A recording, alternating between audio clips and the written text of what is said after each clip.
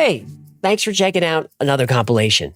You know, people say they keep these running in the background while they're sleeping. I think that's... I think what they said is, you put them to sleep. No, that's not what they said. Yeah, I'm pretty sure it is. Still, I'm going to take it as a compliment. Yeah, whatever you gotta tell yourself to get through the day, Chief. Anyway, you may not want to put this one on your sleep playlist. Today we're doing everything paranormal, specifically ghosts. And ghost hunting has become an actual thing that people do these days. There are ghost hunting groups. There's tons of ghost hunting TV shows. Oh, like Ghost Bro. Yeah, that one is Ghost Adventurers with Zach Baggins. I guess ghosts are attracted to Ed Hardy shirts and True Religion jeans, huh? Really? 2007 called. It wants its insults back. In 1901, Nikola Tesla had the most terrifying experience of his life. As he worked alone in the laboratory one night, he felt a presence. So he created a device to see if he can hear or pick up any signals from whatever it was that he felt. He called it the spirit radio, and it worked. And Tesla wasn't alone. Throughout history, famous scientists who helped shape the technology we use today have spoken of ghosts and hauntings that shook them to their core. And while you might think these are nothing more than ghost stories, you'd be right. But there is scientific data that supports the existence of ghosts. Data that has been suppressed until now.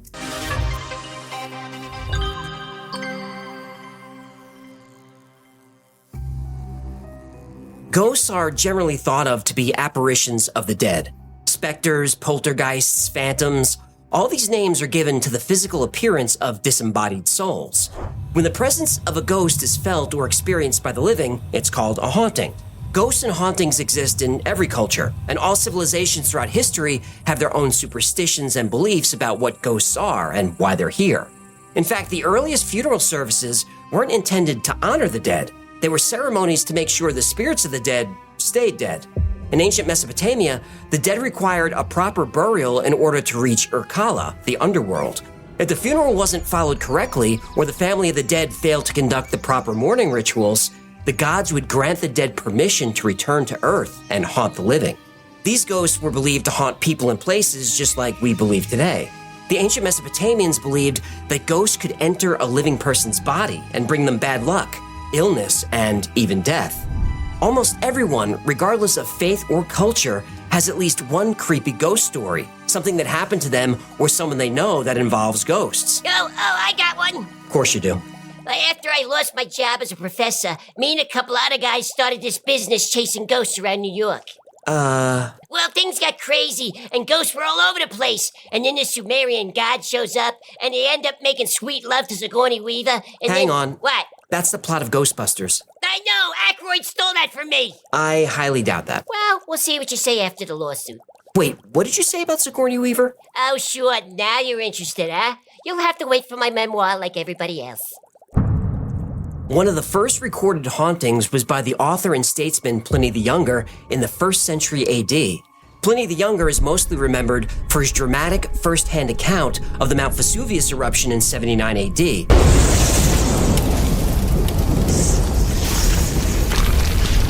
But Pliny could also spin a good ghost story.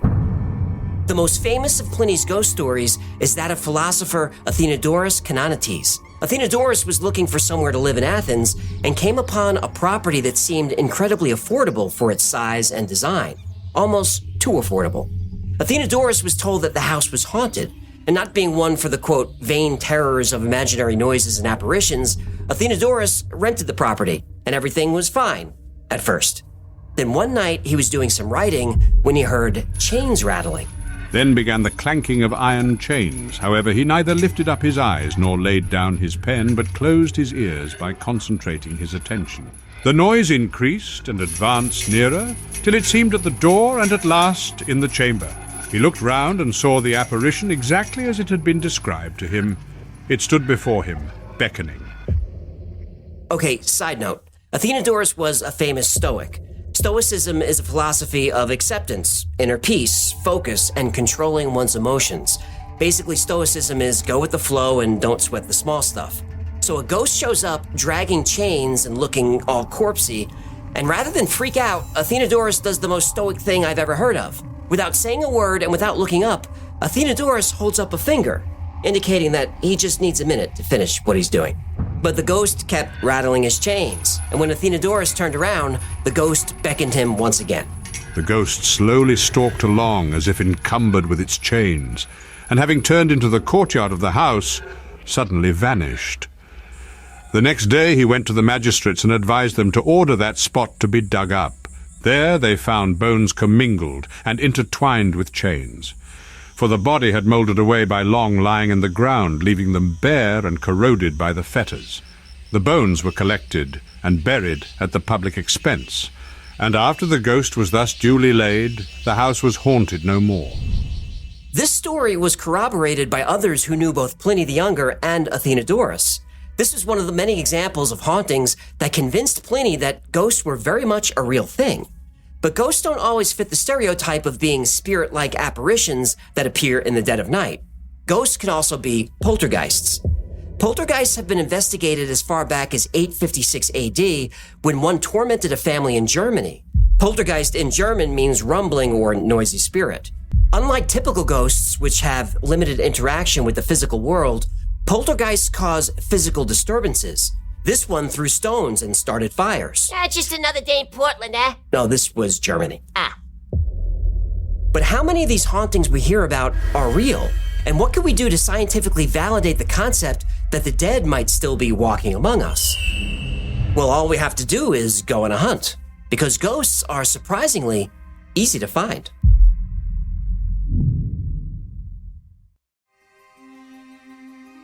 Everyone has a ghost story, but how many people actually go looking for ghosts? Most people think of ghost hunting as a recent trend, something you see in cheesy reality TV. The hell? What's wrong? I just felt someone grab my ass. What? Like hard, Nick. Hard. I could feel like this on my butt. The ghost bro! Or even cheesier YouTube videos. Oh, what are they doing? Setting up for volleyball? No, they're gonna catch a ghost. Oh, okay.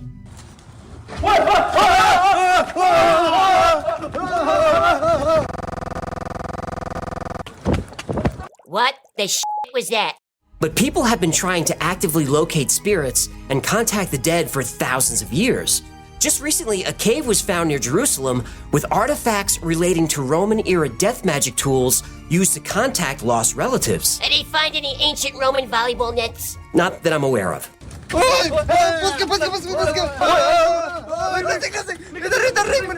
Modern ghost hunting can be broken down into two different areas: contacting the dead directly via psychics or seances, or going to an allegedly haunted location in order to identify the presence of ghostly phenomena.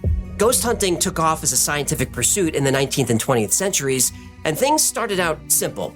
People would gather, look for disturbances, make observations, and try to identify whether there were ghosts in their homes. One of the first books on the subject was published in 1936. It's called Confessions of a Ghost Hunter by Harry Price, 30 years into his career as a professional hunter. In the book, Price describes how that all that was needed to investigate hauntings in the early 1800s was a black parlor, a red lamp, and a circle of credulous sitters, and vivid imagination. Other early examples of ghost hunting methods that are still in use today include dowsing. And this is where Y or L-shaped rods, often called dowsing rods, are used to locate hidden resources, like groundwater, gemstones, grave sites, and all kinds of stuff, without the use of scientific equipment. Then there's a tool that everybody knows: Ouija boards. A Ouija board is also known as a spirit board or a talking board. And this is a flat board marked with letters of the alphabet and the numbers 0 through 9. Often the words yes, no, hello, and goodbye are also marked. It comes with a small, heart-shaped piece of wood or plastic called a planchette. A group of people will sit in a circle around the board and gently place their fingers on the planchette. Spirits will then communicate by moving the planchette around the board. It's pretty simple by today's standards, but back in the early 19th century, the Ouija board was revolutionary. People even wrote to Price in support of the board and its incredible ability to conjure the spirits of the dead. They even offered advice on how to get better results. Dear Mr. Nickel, I cannot recommend you to any materializing medium, nor do I think that materialization is by any means the best form of manifestation. It is the one most open to imposture, and my experience is that materializing spirits never say anything worth listening to. You had better experiment with the Ouija in that way if any of your circle is at all medium mystic. You will get much better results. I am, yours truly, W.T. Stead. Everybody's an expert, Yep. just like in the YouTube comments. Yep. A series of events led to ghost hunting becoming one of the most popular recreational activities and scientific pursuits. And two of the greatest minds in modern history were leading the charge, Nikola Tesla and Thomas Edison. These two great inventors are best known for their War of the Currents, the fight between Tesla's alternating current and Edison's direct current. But they also spent years battling it out in the hunt for scientific evidence that validated the existence of ghosts, and they both got pretty close. Edison created the ghost phone. Tesla called his invention the spirit radio.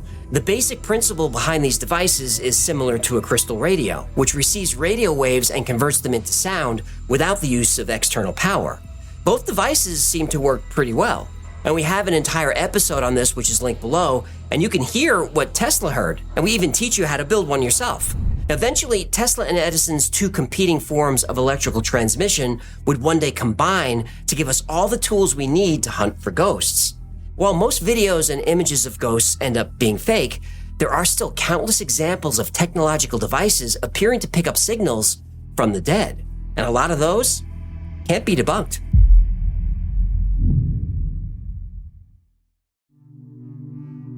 A process used in modern science to prove or disprove various theories is the collection of proxy data. Proxy data indirectly suggest a theory is true, like using tree rings to see how hot or cold different summers were when we don't have actual records, or how we can tell whether different parts of the planet were under the ocean because of the existence of sedimentary rock deposits in the middle of the desert, or marine fossils on mountaintops. The more the data shows similar results, the more we can prove a theory is true. In ghost hunting, we have so much proxy data that it's hard to know where to start. There are a lot of instruments that tell us when energy and matter is fluctuating abnormally, suggesting the presence of a ghost.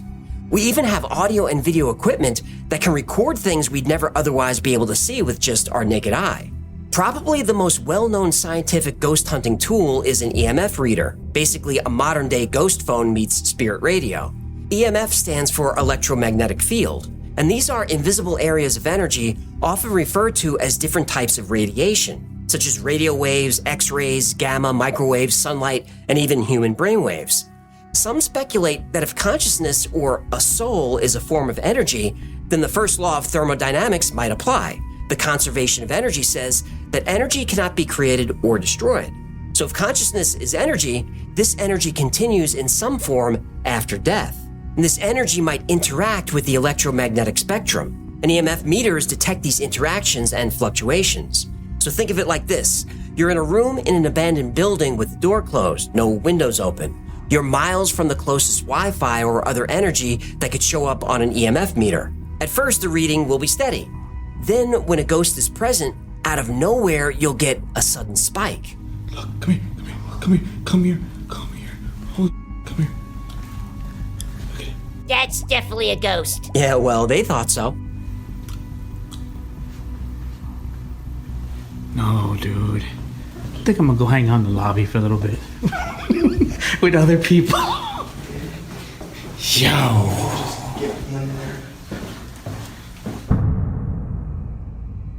Ghost hunters believe that spirits can cause a shift in a magnetic field, causing EMF meters to pick up their frequency. The same goes for K2 meters, which also detect random spikes in electromagnetic energy that seem to come out of nowhere. And many of these types of devices can also pick up the sudden temperature drops that are so uniquely associated with hauntings. You know how you get a sudden shiver or out of nowhere you feel like you're being watched?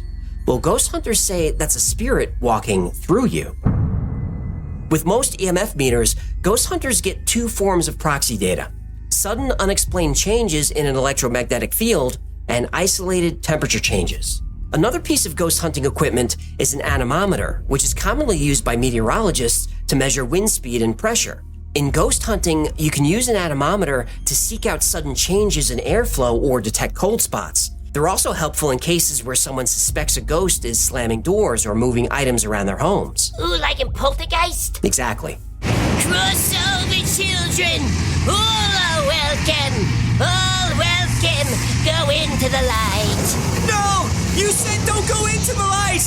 There is peace and serenity in the light. When you couple EMF readings with data from anemometers, ghost hunters can pinpoint tiny fluctuations in temperature and the electromagnetic field, which are then confirmed using infrared thermometers. If your EMF meter, your anemometer, and your laser thermometer are all telling you there's a ghost, well, it's kind of hard to argue otherwise. If it walks like a duck, Right. it talks like a duck, I got it. it's a duck. There's also something called a radiating electromagnetism pod. A REM pod is a small device with an antenna that creates its own electromagnetic field. It reacts when anything that conducts electricity gets anywhere near it. That's amazing. A REM pod has 5 different lights that indicate the strength of the disturbance. A REM pod is basically a modified theremin, which is an electronic musical instrument that's played without actually touching it. The musician manipulates the magnetic field around the instrument to change the sound.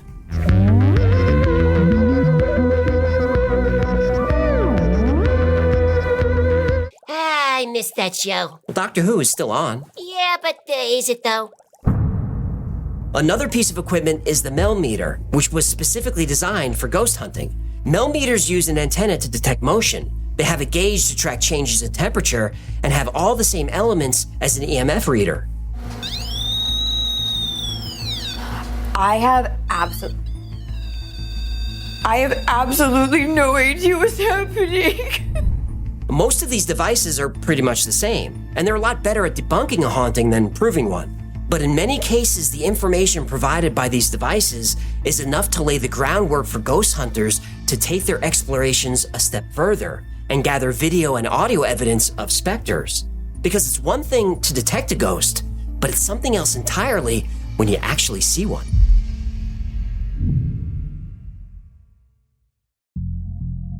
EMF meters, Mel meters, REM pods, these can all detect ghosts, but still the results are up to interpretation.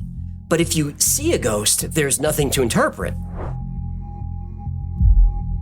Photographs of ghosts are pretty easy to come by in the digital age, but the best results will come from cameras specifically designed to photograph ghosts, full spectrum cameras. A full spectrum camera can pick up all forms of light, from infrared through ultraviolet. They're not that complicated to make. You can convert just about any camera into a full spectrum camera. All you have to do is remove the infrared cut filter and replace it with a piece of clear glass, which makes it sensitive to UV. And by the way, even though you can convert most cameras to full spectrum, don't try to convert your phone. You'll definitely break it. Ghost hunters use full spectrum cameras to try and pick up things we can't see with our naked eye. And surprising no one, they're most commonly used in dark spaces, but they work in all environments. Entities captured on full spectrum cameras have been known to glow or emit their own light source, and these ghosts come in all shapes and sizes. Some ghost hunters prefer using just an infrared video light. These cameras are more than enough to film in near or total darkness.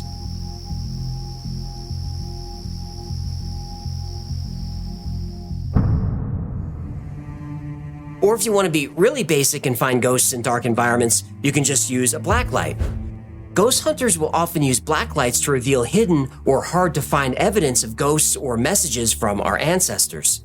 A black light is a type of light bulb that emits ultraviolet light. This type of light is not visible to the human eye, but when it shines on certain materials, it can cause them to glow. Black lights are also excellent for revealing hoaxes. They can spot super thin laser lights, fishing lines, even holograms, and other weird devices used when someone is staging a haunting.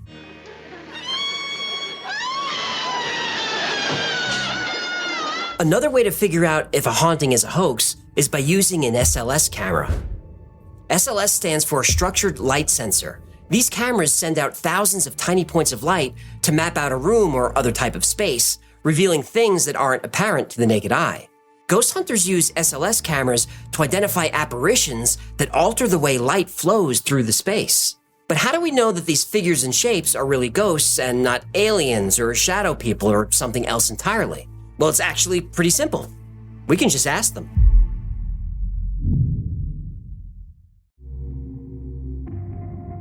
We've come a long way since the ghost phone and spirit radio. We have tools right in our pockets that allow us to record everything going on around us and analyze that information to see if there's anything we've missed. There are many different types of audio devices that you can use in ghost hunting, and they all look for the same things: EVPs or ITCs. EVPs are electronic voice phenomena. ITCs are instrumental transcommunication.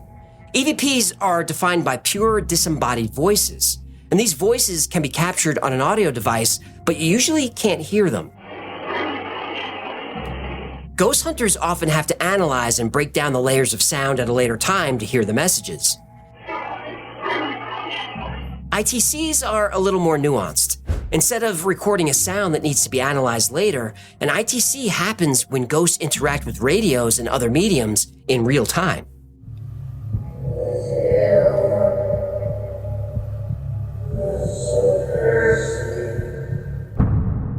Most examples of EVPs and ITCs include single words or repeated phrases, maybe a short sentence at the very most. I'm not crazy. I'm not crazy. Usually they're nothing more than grunts or groans. The quality of EVPs often fluctuates as well. They fall on a scale from Class A to Class C.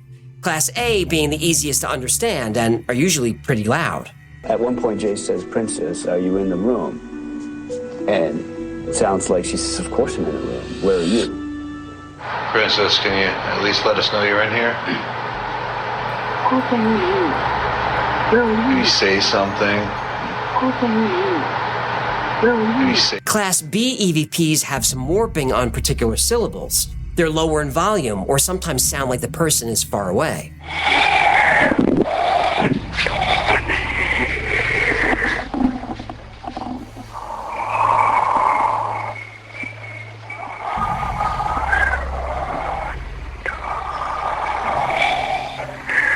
Class C EVPs are the hardest to understand or interpret.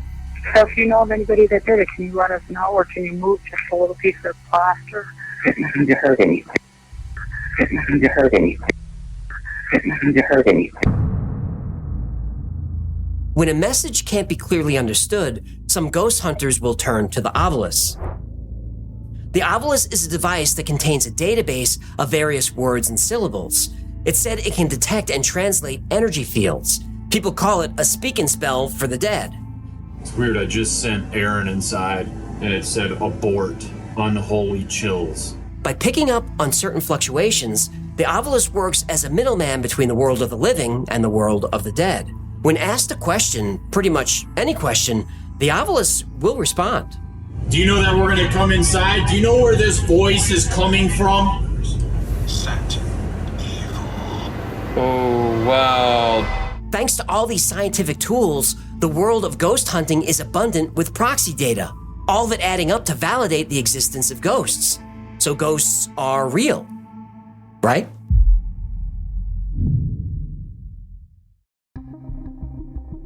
Our fascination with ghosts and ghost hunting has created a huge industry. Modern ghost hunting and haunted tourism are so big that some towns refuse to engage with their haunted histories. They don't want to damage their reputations or be descended upon by packs of YouTubers with wacky gadgets. But that hasn't stopped people from traveling all over the world to hunt for the dead, and they spend a lot of money on devices to help them do it, with mixed results. EMF meters, for example. EMFs are invisible chunks of energy, sometimes referred to as radiation, that are associated with electrical power. Electrical transmission through these fields happens through alternating currents, AC, or direct currents, DC. DC EMFs are pretty stable and don't really do much, but AC creates waves at a range of different frequencies and amplitudes, and these waves are erratic and prolific and all over the place.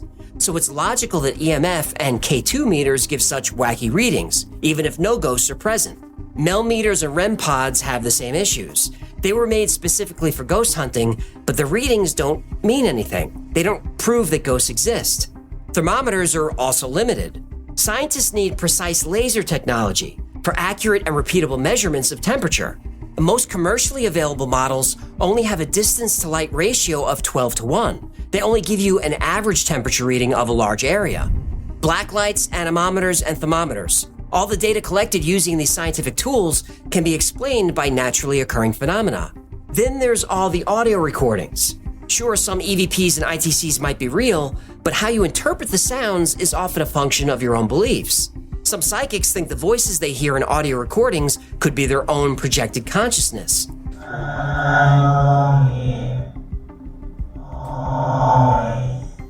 People of faith often believe they're hearing messages from angels or demons. But for the most part, EVPs and ITCs usually turn out to be nothing more than a hoax. This. I can't tell you how pleased I am. Welcome. Please come in. I can't tell you how pleased I am to see you. Can't tell you how pleased I am. How's this? Can't tell you how pleased I am. Can't tell you how pleased I am. Can't tell you how pleased I am. There are no accepted protocols for gathering audio from ghosts. Ghost hunters just kind of make it up as they go along. The same thing happens when recordings are analyzed. Investigators can easily manipulate the sounds.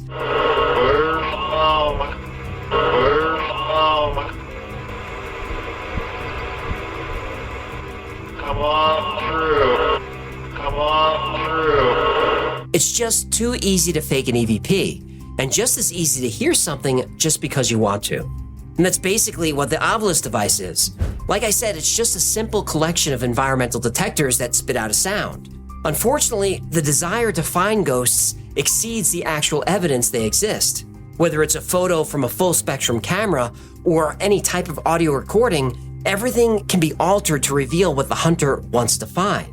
The first ghost hoax photograph was taken way back in 1861 by William H. Mumler.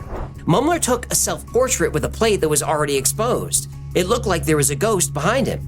He shared the image with his friends as a joke, a 19th century meme. But as the photograph reached more people, some of them started claiming it was real. It didn't take long before people were faking ghosts everywhere. Now, even if it's not manipulated, with no consistency on how ghost hunters gather their data, how can anyone prove anything scientifically?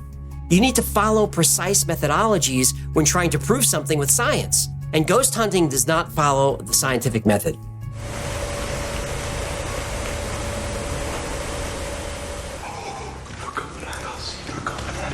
One of the few tools used in ghost hunting that does capture somewhat accurate data is the SLS camera. But even those types of cameras are famous for picking up all kinds of anomalies, and they're also highly prone to human error and manipulation. The scientific method requires long-term studies and measurable data. Experiments need to be conducted under very specific means and repeated multiple times to prove their accuracy. The way ghost hunters use this technology has actually set the entire field of research back, and the reality shows don't help. A young man she met here who was a seaman went away. A seaman, a man of the, you might call merchant marine today. Stop, Zach. Stop. Let go of yourself. Let go of your hand. Let go of your neck. Stop. Zach, let go of me. But is lack of science a problem for ghost hunters or a problem for science? And what if we've been using the wrong type of science all along?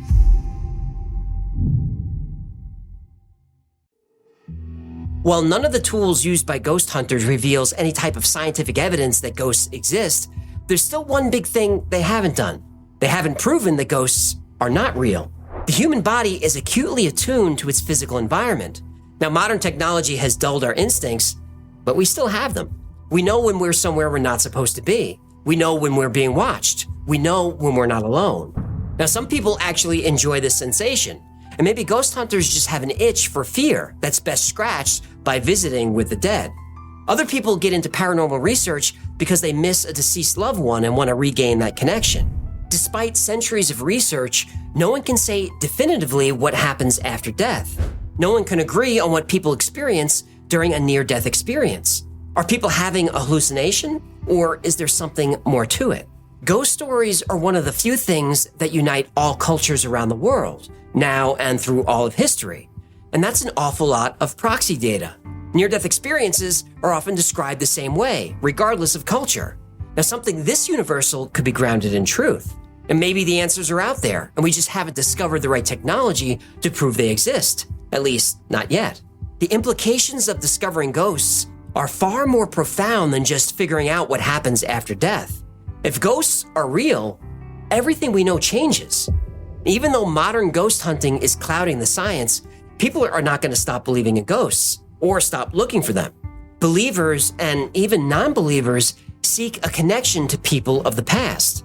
And this could be the recent past, like a loved one who just died, or could be the distant past where a ghost can help us fill gaps in history.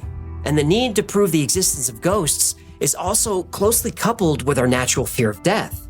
Even if we overcome that fear, it's very uncomfortable to picture a world where we don't exist. So if ghosts are real, then the afterlife is real, and our consciousness or soul can live on. It's a comforting thought, and the foundation for almost all religions. But maybe it's better we don't know. If there was proof of an afterlife, it might cause people to behave badly in this life. Or worse, it might cause people who are in pain to want to leave this life early.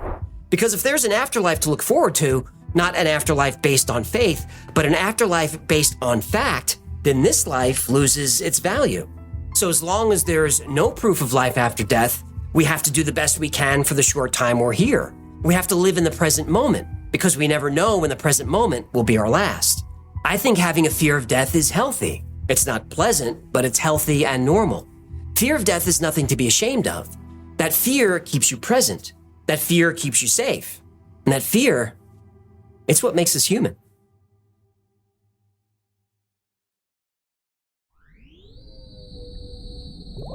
Next up, an episode all about shadow people. Now, maybe they're ghosts, maybe they're evil spirits or demons. I don't know, but it's a pretty common occurrence. Now, I kind of don't believe in ghosts or shadow people, but I have to admit, I had a shadow person experience. I'm looking at my notes because I didn't even like to memorize this one. Okay, there are a few types of shadow people that everyone sees.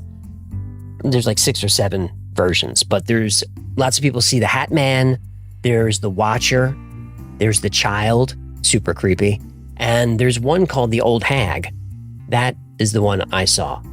I was about to tell you about it, but I don't want to. So I don't believe in this stuff, right?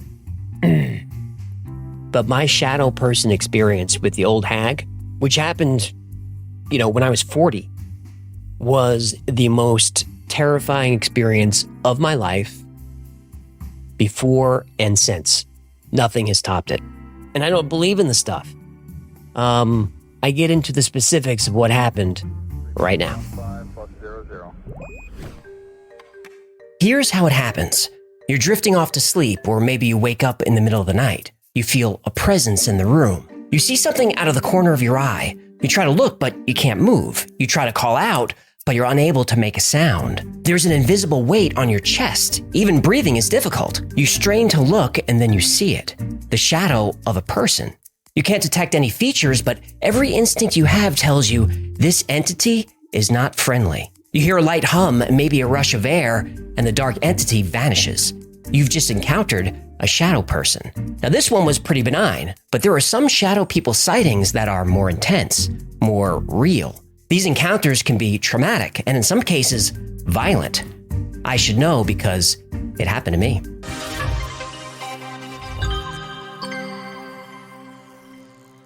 Every culture has their own paranormal legends. Asian cultures, European, American, and so on. Some myths exist in cultural subsets like religions and individual countries. Even small towns and neighborhoods have their own legends. People raised in Michigan might not know what a chupacabra is, but they've heard of the Dogman. Americans might laugh at the story of Krampus, the evil version of Santa Claus who is half goat, half demon and punishes children, but mention him to kids in Germany or Austria, and they won't find it funny. Visitors to Ronkonkoma, New York enjoy swimming in the clear lake in the middle of town.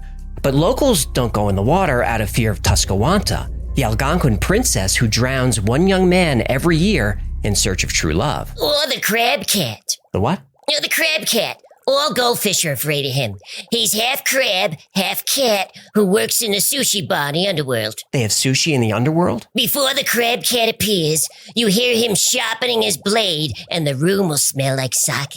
If the crab cat catches you, he meows, omakase! Then he cuts off one of your fins, and you spend all of eternity swimming in circles.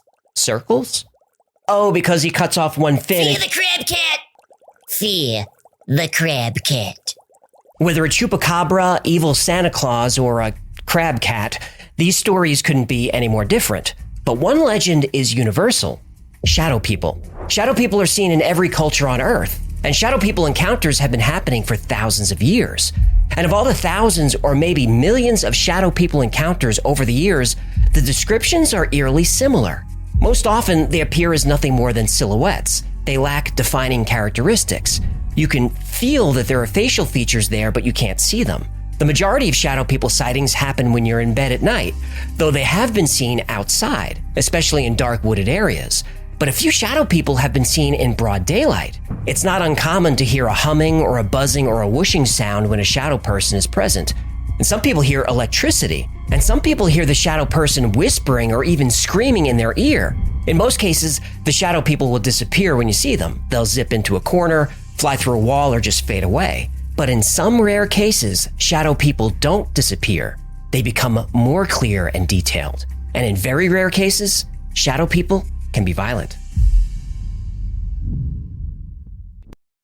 Hey, AJ and Hecklefish. The first attached image was from the West Virginia Penitentiary in Moundsville, West Virginia.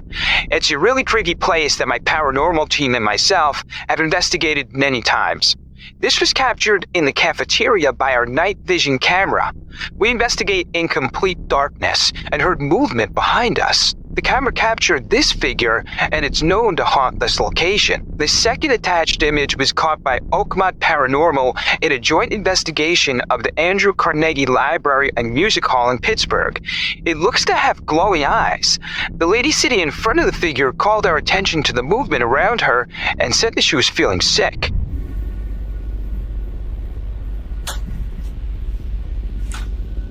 We're going to do a complete walkthrough. But you gotta say something or do something. Oh my God! No! Oh.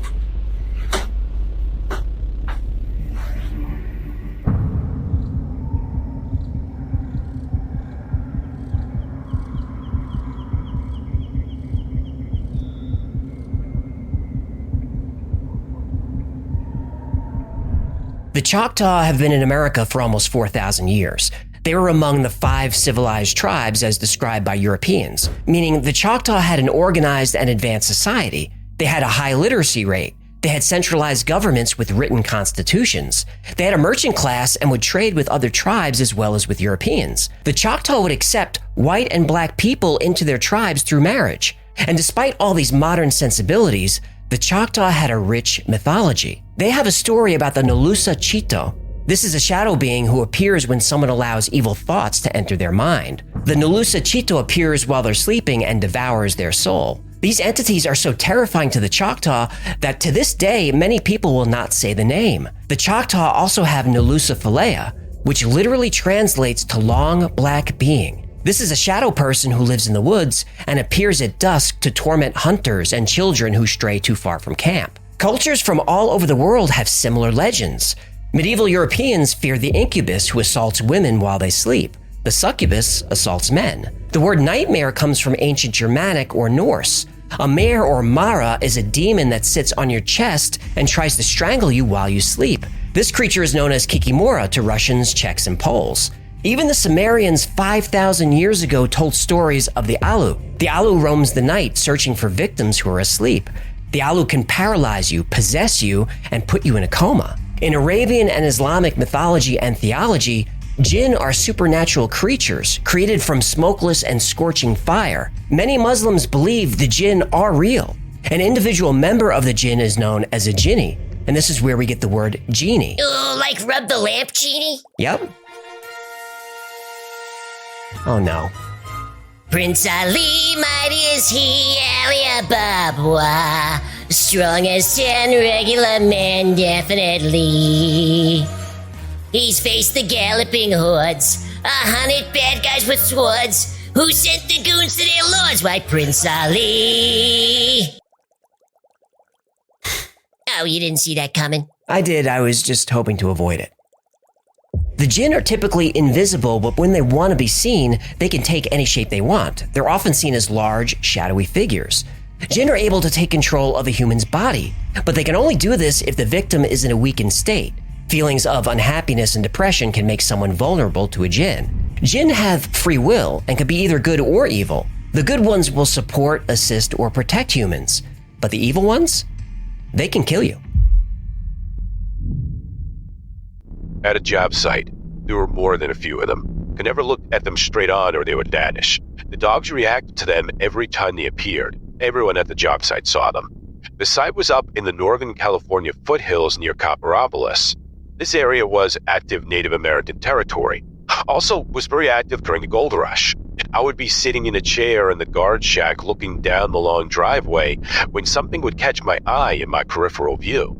If I turned forward to it, it would vanish. If I focus my view down the road, I can see the outline of a person, mostly like a shadow, as if the apparition absorbed light rather than reflect.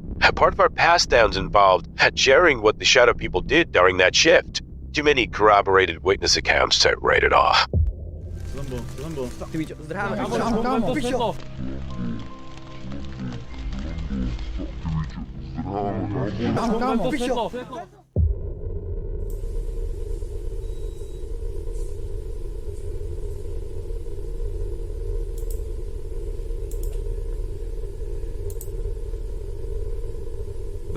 Is this, man?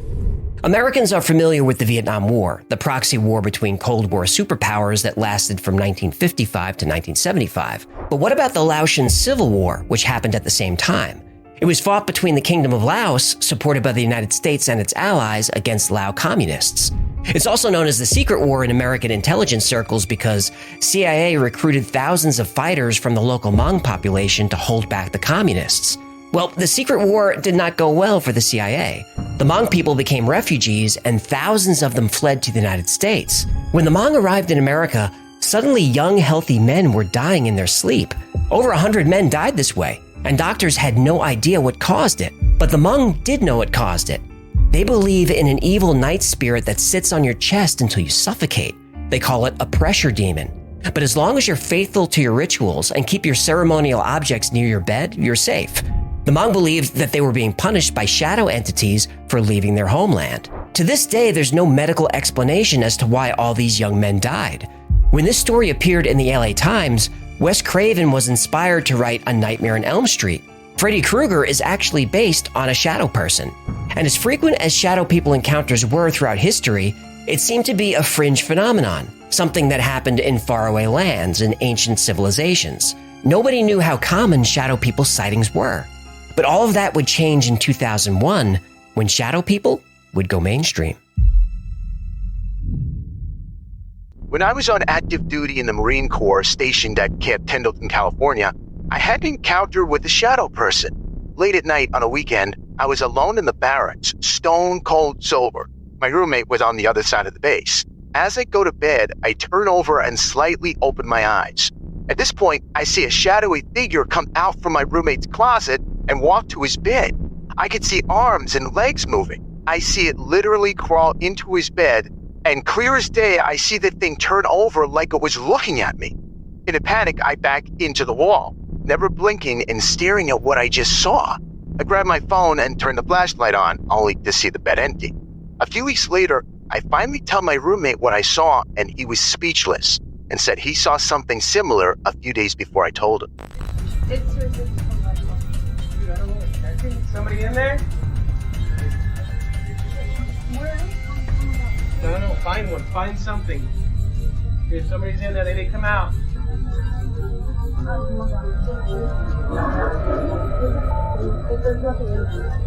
don't know what. Yeah, we need to get the out of here. Seriously, oh my god.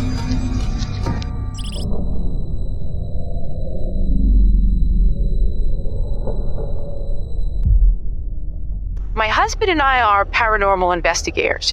We lived in Oklahoma. We decided to check out the Joplin spook light. I just turned the car off when my husband said he could hear a conversation coming from the field next to us. We didn't think anyone would be out in the dark and the cold rain just having a conversation. As I looked past my husband toward the field, I saw from the corner of my eye, the light shining into the car was being blocked, starting from the left to the right. I quickly turned my head and watched as 1, 2, 3, 4 shadows ran behind the car and completely blocked the light from the yard light. Although he had driven about 100 miles to investigate the spook light, I put the car in gear and noped it out of there after parking for less than 3 minutes. My belief, anyway, is that shadow people don't really have anyone's best interest at heart, and I prefer not to spend time in the company of them.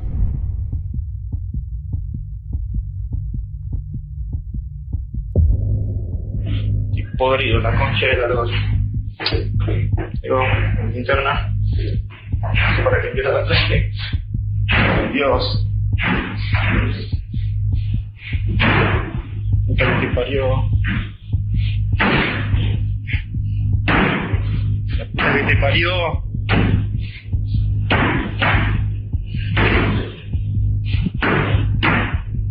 Concha de la lora.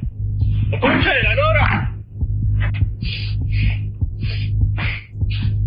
Pero ¿cómo mierda puede ser que no haya nada hoy? Ya la tercera vez.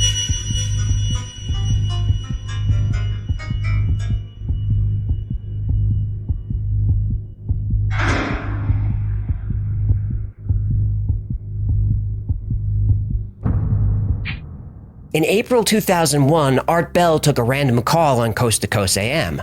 The caller told Art a story about shadow people. Nobody had ever heard of shadow people before, at least not by this name, but Art found the story interesting and asked if anyone else in the audience had a similar encounter. Well, 4,500 stories came in.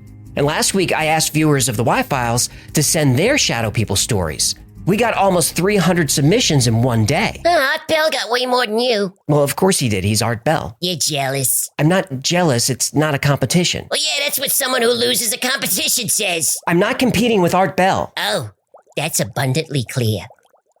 Shadow people will fall into one of a few types. The first is just a black mist without any form. It may look like a cloud of slowly moving smoke. You know this is a shadow person because you can feel a presence or a negative energy in the room. Next, human-shaped shadows. These shadow people clearly have a body, head, and shoulders, though you can't make out any features. Even though you can't see their face, you still get the sense it's looking at you. Like the black mist shadows, these typically disappear when you look directly at them, and this encounter is the most common.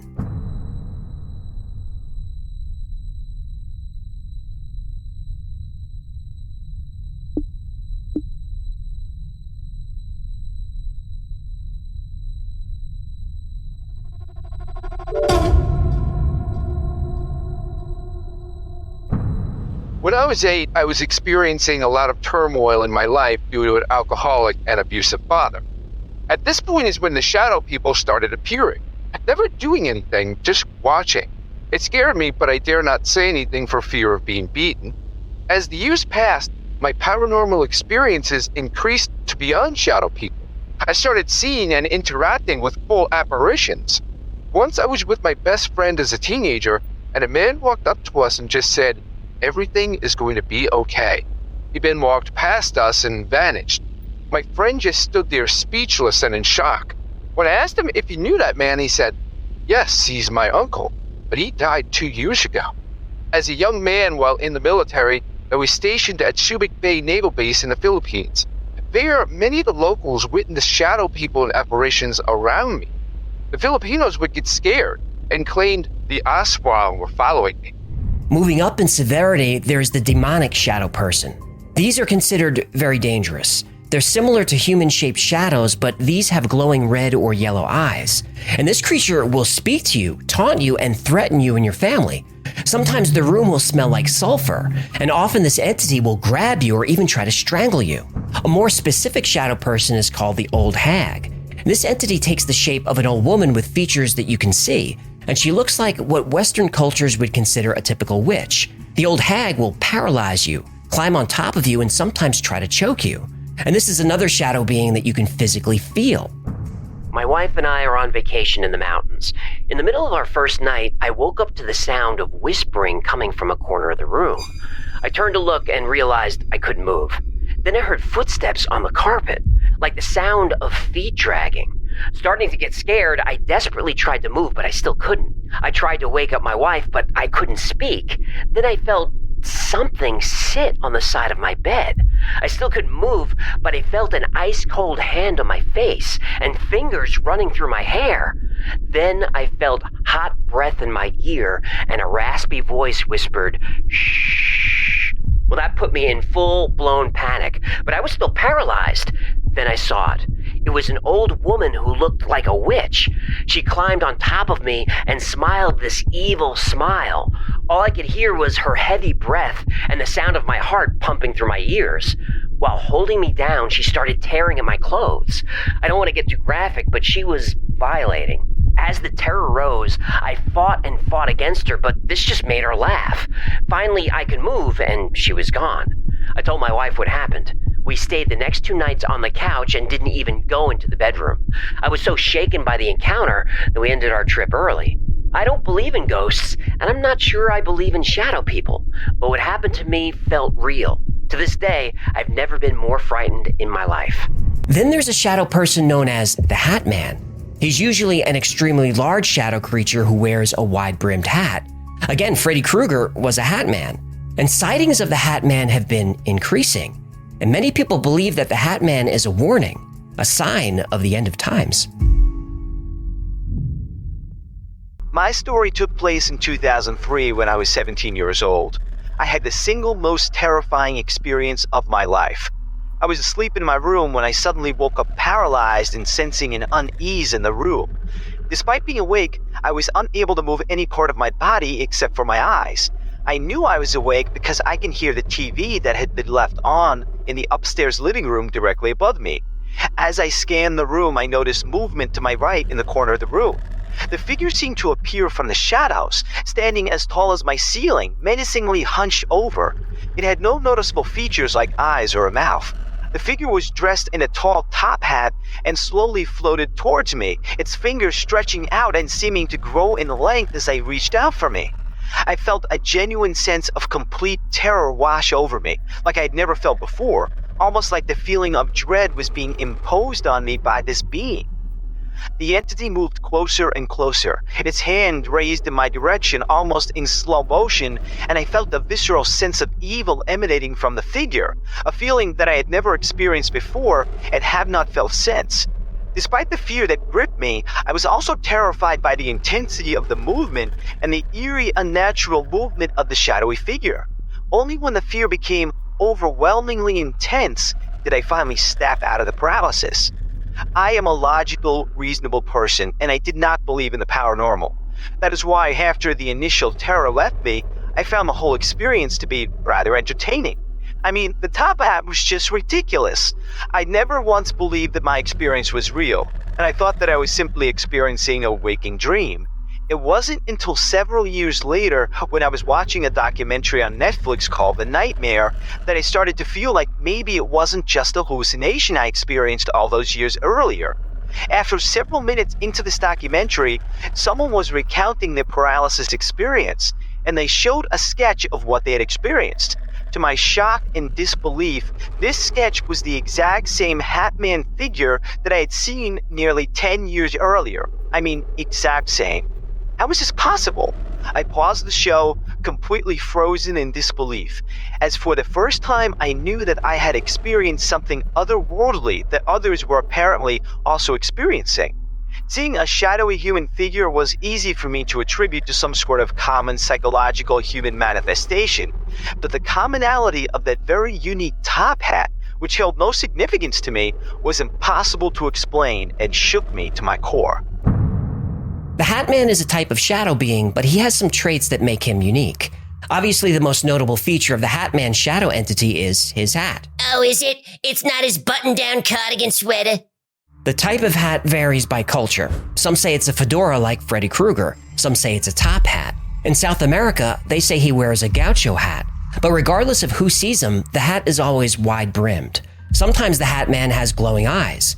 Witnesses say he wears a cloak or a trench coat. He's always tall. Sometimes he stands over 10 feet high. One thing everyone agrees on, seeing the Hat Man is bad news. We were living in a house where a lady hung herself from the rafters of the living room. Upstairs was condemned. Used to be 2 apartments. There was so much activity up there, you would have thought the apartments were occupied. Once the landlord came to fix a leak from up there, I told him about the activity. He said, no way anyone is up there. It's locked. It's impossible. I told him there's constant walking around, constant banging, like someone is moving furniture. A couple of days later, my wife and I started hearing the sound of one of those springy things that stop the door from hitting the wall, just over and over again, brown, brown, and it's right behind our door. We open the door and the noise is still happening, but there's no springy thing, nowhere for the noise to be coming from, but it's still happening. We looked at each other baffled. After 2 minutes of the noise, it stops. The broom is leaning behind the bunk bed and it flies out and falls over. The dog is spooked, and right then the trash can slides about 5 feet, stopping right before the dog. He freaks and he's ready to get out of the room. Later in the night, our 3-year-old daughter wants to sleep with us. She's in the middle of my wife and I, and at exactly 3 a.m. I'm woken up, and standing over me is the tallest shadow person I've ever seen. Our roof is 8 feet, and he was hunched over staring directly at me. He had a top hat on, and you can see the white in his eyes, and he grinned and I saw white in his mouth, like teeth. So naturally covered my head and grabbed my baby girl and wife. Looked about 3 to 4 minutes later, and he was gone. Scared the bejesus out of me. The Hat Man can create or is attracted to negative energy. Bad luck, illness, even death follow the Hat Man. I saw the Hat Man in 2003. I was lying in bed ready to go to sleep with my boyfriend beside me. I was laying there and looked up and saw the Hat Man standing behind the door. I had never heard about the Hat Man or shadow people, and I thought I was seeing things, or that it was because I had taken a sleeping pill that night. I said, "There's a man behind the door." My boyfriend said, "Shut up and go to sleep." That should tell you how concerned about it we were. I eventually went to sleep and thought nothing else about it. My boyfriend died in his sleep later that year. It was within a few months of this happening. Sometimes the Hat Man brings visions of a future apocalypse. Some people who've seen him said he showed them a dark future, nuclear war, worldwide disease, and famine. And the Hat Man sometimes gets attached to entire families, where multiple people can see him.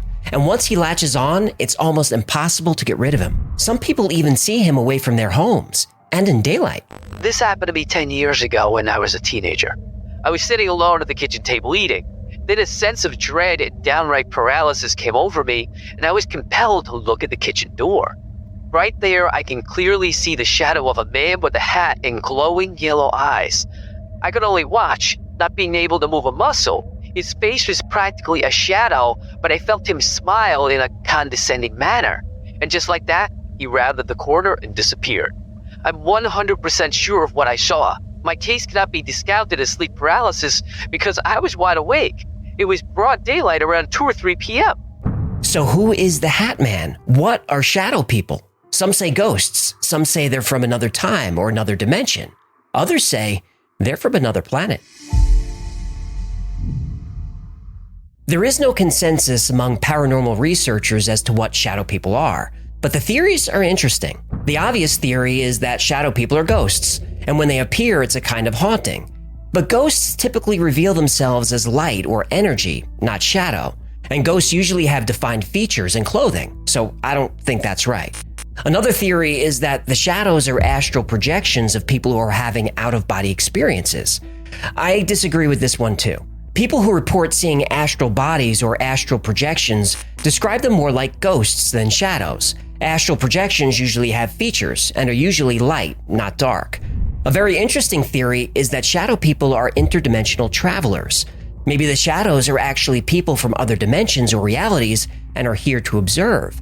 Maybe the shadow person you see is actually you from another dimension or another timeline. A common theory is that shadow people are demons. Christians who see the Hat Man have no doubt that he is a demon or the devil himself. And there's everybody's favorite theory, that shadow people are aliens. There are many shadow people encounters where the entity has large eyes and a small mouth. Some people who've seen this type of shadow being say once they focus, it becomes less like a shadow and more like a creature that's actually there. Also, reports of shadow people sightings are extremely common among alien abductees. Maybe the aliens are checking up on their experiment. Or maybe abductions begin with the alien emerging from the shadows to take them away. Alien abductees sometimes report shadow people as being blue shadows and not very tall. And blue shadows are seen outside just as often as they're seen inside. Some people believe the aliens are using a cloaking device or other technology that gives them a shadowy appearance. This technology also helps them walk through walls or disappear completely. Encounters with shadow people feel so real that those who see them question their own sanity. This is why many, if not most, shadow being encounters go unreported. The big question is there a logical, rational, scientific explanation for shadow people? Well, I've got good news and I've got bad news. We usually think of being asleep and being awake as two distinct and clearly defined states, and usually they are. But inside your brain, that line can be a bit blurry. When you're dreaming, most of your brain thinks you're awake. If you're dreaming that you're running, playing a sport, or any physical activity, your brain thinks this is really happening, and your muscles want to engage with whatever you're dreaming about. Obviously, trying to slay a dragon full of orcs while you're tucked in next to the wife would be a problem. Go ahead and tell him you're speaking from personal experience. I don't want to talk about it. You know, wearing all that armor to bed isn't helping your sex life. I said leave it alone. And it's beyond me how anyone can sleep in a wooden codpiece. Okay, that's enough. So while you dream, your brain switches off your muscles. This is called muscle atonia. Involuntary muscles still work, breathing, heartbeat, digestion, peristalsis, but voluntary motor functions are shut down. This shutdown occurs during hypnagogia, the transition from wakefulness to sleep. During hypnopompia, the transition to being awake, your muscles are turned back on. You're asleep during this process so you don't notice it, but sometimes the brain's wires get crossed and you're conscious while your muscles are shutting down. Have you ever been drifting off to sleep then suddenly you jerk or kick? This happens when your brain is out of sync with your sleep cycle. You slipped into a dream before your brain had a chance to completely shut down your muscles. You'll notice this happening more often when you're overtired. But sometimes your brain gets so out of sync that you can suffer from sleep paralysis. This is when you are fully conscious while your muscles are switched off. You're completely awake, but you can't move. You can't turn your head. You can't speak. All you can do is move your eyes, and sometimes you can't even do that. Sleep paralysis usually just lasts for a few seconds, but sometimes it can go on for a few minutes, and this could be terrifying. During sleep paralysis, sometimes you see and hear things that aren't there. These are hypnagogic hallucinations. And remember, even though you're awake, you're still close enough to the dream state that your brainstem can activate the dream mechanism and conjure all kinds of things. So the hallucinations can feel very real. Not only can you have visual and auditory hallucinations, you can experience somaesthetic hallucinations. This is when your body can feel something that isn't there. The cherry on top of this horrible experience is the negativity that occurs. There aren't a lot of happy stories about sleep paralysis. This is because when you're sleeping, your brain has a deficit of the neurotransmitters serotonin and dopamine. This causes low mood, depression, and fear. The reason shadow people encounters sound so similar is that humans are all built pretty much the same way. It would be logical for us to hallucinate the same things. But those who believe in shadow people think there's more going on than just sleep paralysis. The encounters described are too similar. Regardless of age, religion, or culture, people see the same shadow beings. Believers say shadow entities appear while we're sleeping because that's when we're most vulnerable. So let's all hope that sleep paralysis creates shadow people, because I can think of nothing more frightening than it being the other way around.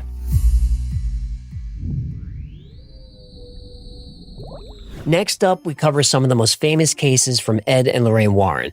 And the Warrens are the people that the Conjuring movies are based on. They were very famous demonologists that spawned a $2 billion movie franchise. Now, when I started researching the episode, I was really just looking for the famous creepy stories. But I found something even creepier. The creepiest story that I found is Ed Warren.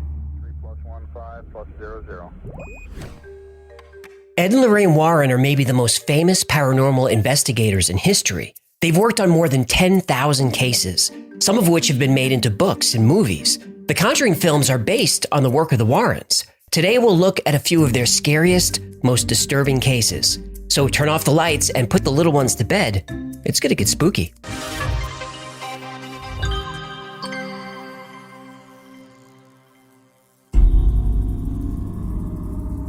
December 1975, Amityville, New York. Whoa. What? We're jumping right in with Amityville? don't know about this. You know I don't like to be scared. Yeah, I know, but we took a vote on the channel and most people said they wanted scary stories. Oh yeah, well, then they should be the ones that clean my bowl after I shit myself. Okay, that's enough. I'm just saying there are gonna be consequences. December 1975, Amityville, New York. George and Kathleen Lutz were house hunting. Though the asking price of 112 Ocean Avenue in Amityville was higher than their budget, at $18,000, it was a steal. Soon the Lutzes learned why. A year earlier, in the house, 23-year-old Ronald DeFeo Jr., also known as Butch, snapped. On November 13th at 3:15 a.m., he slowly and systematically went bedroom to bedroom and murdered his entire family. Butch DeFeo's father, mother, 2 sisters, and 2 brothers were all shot with a .35 caliber rifle while they slept. Butch claimed he heard voices urging him to kill. His attorney, William Weber, tried the insanity defense, but it didn't work. In November 1975, Butch was sentenced to 6 consecutive life sentences. 1 month later, George and Kathleen Lutz, along with their 3 children, moved in to the DeFeo house. The Lutzes weren't that religious, but they asked a local priest to bless the house. While the family was unpacking, Father Pecoraro was in an upstairs room praying. As soon as he splashed holy water, the priest heard a voice that said, "Get out." Father Pecoraro didn't tell the Lutzes specifically what happened, but he warned them not to use that second-floor room for a bedroom and stay out of the room altogether if they could. Did they stay out? They wish they did. I don't like this.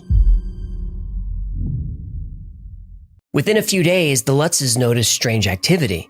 At first, it was just sounds, doors slamming, footsteps, strange mumbling. Then the house wouldn't get warm, no matter how high they turned up the heat. So they kept a fire going day and night. George sometimes saw demonic faces in the fire. Missy Lutz, then 5 years old, started talking about an imaginary friend named Jody. Green slime was found oozing from the walls and through keyholes. Doors and windows were found suddenly damaged. One night, George saw his wife Kathy transform into an old woman who looked like a witch. He saw hoof prints in the snow leading into their house. George would wake up at 3:15 every morning, the same time the DeFeo family was killed. One night, he heard his children's bed slamming up and down on the floor, but he couldn't do anything about it because he was paralyzed in bed by an unseen force. Later that night, he saw his wife levitating and moving across the bed. The next morning, after only 28 days, the Lutzes had enough. They left the Amityville house and all their belongings and moved in with friends. And that's when they brought in the Warrens. On March 6th, Ed and Lorraine Warren conducted a seance in the house with several psychics. Lorraine, a clairvoyant, said she encountered Butch's spirit during the seance and felt what she described as an overwhelming feeling of horrible depression. The inhuman, the diabolical, are attracted to where tragedies occur, just like a moth would be attracted to a light. And when the Lutz family moved in 13 months after these murders, they were still using some of the furniture that was in there. Ed Warren said the house was possessed by demons. The psychic team took a series of time-lapse photos of the upstairs landing. None of the photographs showed anything out of the ordinary, except one. Keep in mind that Butch DeFeo's little brother John was only 9 years old on the night he was killed.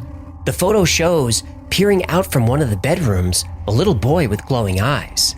After the Lutzes moved out of the house, things returned to normal. 2 years later, they would tell their story to author Jay Anson, who released the book, The Amityville Horror. The book was an instant sensation, selling over 6 million copies. The story gained even more notoriety in 1979 when the movie Amityville Horror hit theaters. Since then, 12 books and a total of 28 films have been inspired by the story. Today, the Amityville house looks much like it did in the 70s. After all this time, it's still one of the most famous and frightening houses in the country, and maybe the world.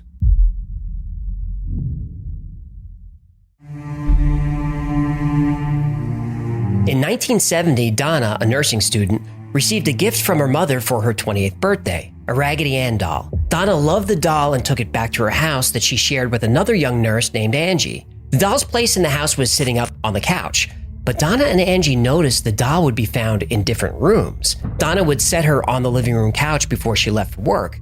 She'd come home and the doll was in her room with the door shut. Then Donna and Angie started finding notes around the apartment. They were written in child's handwriting and said, "Help me." And the notes were written on parchment paper that they didn't have in the house. One day they came home and the doll had moved again. But this time it had a sticky red substance on its hands that appeared to be blood. Within a few hours, the red substance was gone. Angie's boyfriend Lou said the doll gave him a creepy feeling and told him to get rid of it. They wouldn't. That night, while Lou was sleeping, he heard a noise in the room, like someone was walking around. Then he felt something on the bed. He looked up and said the doll was quickly crawling on the bed on his body. He went to yell, but the doll covered his mouth and choked him until he passed out. The next morning, he tried to convince himself that it was all a dream, but he couldn't shake it. Donna and Angie didn't know what to do. They felt like they were going crazy. They contacted a local medium for help. The medium held a seance and told the women that the doll was possessed by a 7-year-old girl named Annabelle Higgins. They later found out that the body of a young girl was found on the property years earlier, before their apartment building was built. The medium told the girls that the doll, who they now called Annabelle, just wanted someone to play with and someone to love and care for her. Annabelle asked permission to stay in the doll and live with the young nurses. The young nurses said no, they got rid of the doll, the end. Nope, they kept it. I was afraid you'd say that. They felt bad for Annabelle and agreed to let her stay in the doll and they would take care of her. That turned out to be a terrible mistake. After the medium left, Angie and Donna explained the story to Lou to try to get him to come around. He said the story just made it worse. Get rid of the doll. They still said no. Over the next days and weeks, the strange activities continued. Sounds in the middle of the night, Annabelle moving from room to room, and now the notes changed from help me to help Lou. One day, Lou was helping Donna and Angie pack for a road trip. He saw that Annabelle looked like she was just thrown onto the floor. So he went over to pick her up, and then he felt a sharp pain in his chest. He looked down and saw blood seeping through his shirt. Underneath, he had 7 long, bloody scratches in the shape of the mark of the beast. Within 2 days, the marks disappeared like they were never there. Maybe the beast uses Neosporin. Please, no one-liners when I'm trying to be scary. Hey, I'm just trying to keep it light. All right, go ahead. Finally, Angie and Donna agreed to do something. They called the church and explained what was happening. The church reached out to Ed and Lorraine Warren. Ed Warren was the only layperson recognized by the church as a demonologist. The Warrens arrived and spoke to the young women at length. Ed and Lorraine explained that the doll was not possessed by a little girl, but possessed by a demon. And now that the demon was invited to live there, it would try to find a human host. The Warrens agreed to take the doll and put it somewhere the demon couldn't escape. So Ed put Annabelle in the back seat of the car. He suggested that they don't take freeways home, and he was right. Several times on the drive, the car tried to run itself off the road, and the brakes would give out, come back, and then give out again. Ed turned around and splashed holy water on Annabelle, and after that, the car worked fine. Even after they got Annabelle home, it continued to torment and terrorize. It would move around the house, and at some point, Ed found the doll levitating near his desk. One day, a young priest was visiting and saw Annabelle. He mocked the doll and said, "You're just a doll, you can't hurt anyone." Bad move, Padre. Well, on his way home, his brakes gave out and the priest was killed. Several people who mocked Annabelle ended up in car wrecks soon after. Finally, the Warrens put Annabelle in a glass case. And on the case is a note that ominously says, "Positively do not open." Today, Annabelle still sits in her glass case at the Occult Museum in the Warrens' house. Ghost hunters, mediums, and psychics still visit Annabelle to this day. All report feeling a dark, negative energy coming from the doll. But nobody opens the case, and everyone treats her with respect.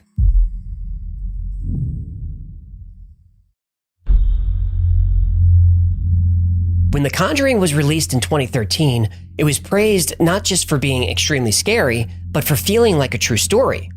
That's because it is. In January 1971, the Perrin family moved into an old farmhouse in Harrisville, Rhode Island. Almost immediately, Carolyn, Roger, and their 5 daughters saw strange things happening. Like most of these stories, the first activity was so small that it would go unnoticed, like things being out of place. Carolyn would notice that her broom would never be in the same place she left it. Then the noises started. Loud thuds, footsteps, and the sounds of people moving around in the kitchen. One day, Carolyn found muddy footprints and small piles of dirt on her freshly washed kitchen floor. Then the girls started seeing spirits around the house. Most of the spirits ignored the girls, but a few didn't. And all those spirits were angry. 8-year-old Cindy Perrin kept hearing a voice whispering in her bedroom. It said, "There are 7 dead soldiers in the walls." One day, Carolyn walked into the kitchen and saw a man standing there just leaning against the wall. She said he was wearing old-time clothes, which makes sense. The house was built in 1736. Ghosts also appeared sitting at their dining room table, and some seemed to be aware that the Perrins were there. The ghost pointed at them and then vanished. Other ghosts ignored them before disappearing. So Carolyn researched the history of the house and discovered it had been in the Arnold family for generations. She thought the man she saw in the kitchen was John Arnold. Carolyn learned there had been at least 8 deaths on the property, some of them gruesome, a few of them children. Carolyn learned that the primary evil force was the spirit of a woman named Bathsheba Sherman who lived in the house in the mid-19th century. She was not a nice lady. She had a reputation for beating and starving the hired help. While her husband Judson farmed the land, she took care of the house. Bathsheba had 4 children, 3 of whom died very young. Local legend claims Bathsheba was a witch because an infant, while in her care, mysteriously died. The cause of death was determined to be a sewing needle that impaled the baby's skull. Locals believe that this was an offering to the devil, but Bathsheba was never convicted of any wrongdoing. When Bathsheba died, legend says she turned to stone. The parents said that at 5:15 every morning, there would be the smell of rotten flesh in the house, and the air would become terribly cold and the heat wouldn't work. One especially scary night, Roger Perrin's bed was lifted into the air and dropped. Soon Carolyn started feeling like Bathsheba was trying to make her kill her children the way Bathsheba killed hers. That's when the Perrins called Ed and Lorraine Warren for help. The Warrens spent a few hours walking the house and talking to the Perrins. Then they performed a seance against Roger Perrin's wishes. Here's Roger in his own words. The Warrens came over and they did the seance in the house, and that was not a good thing. I was against it, but they did it anyway. And 3 to 5 minutes into the seance, and my wife got her whole body went out of shape and extorted. And it was like an extortion. Somebody was squeezing her, and her chair got off the floor and came right into me into the next room. And I tried to help her. You know, she was completely out of this world at that point, speaking crazy words. And I tried to help her. At that point, Roger had seen enough. He actually punched Ed in the mouth and threw the Warrens out of the house and told them never to return. But soon after the seance, the haunting stopped.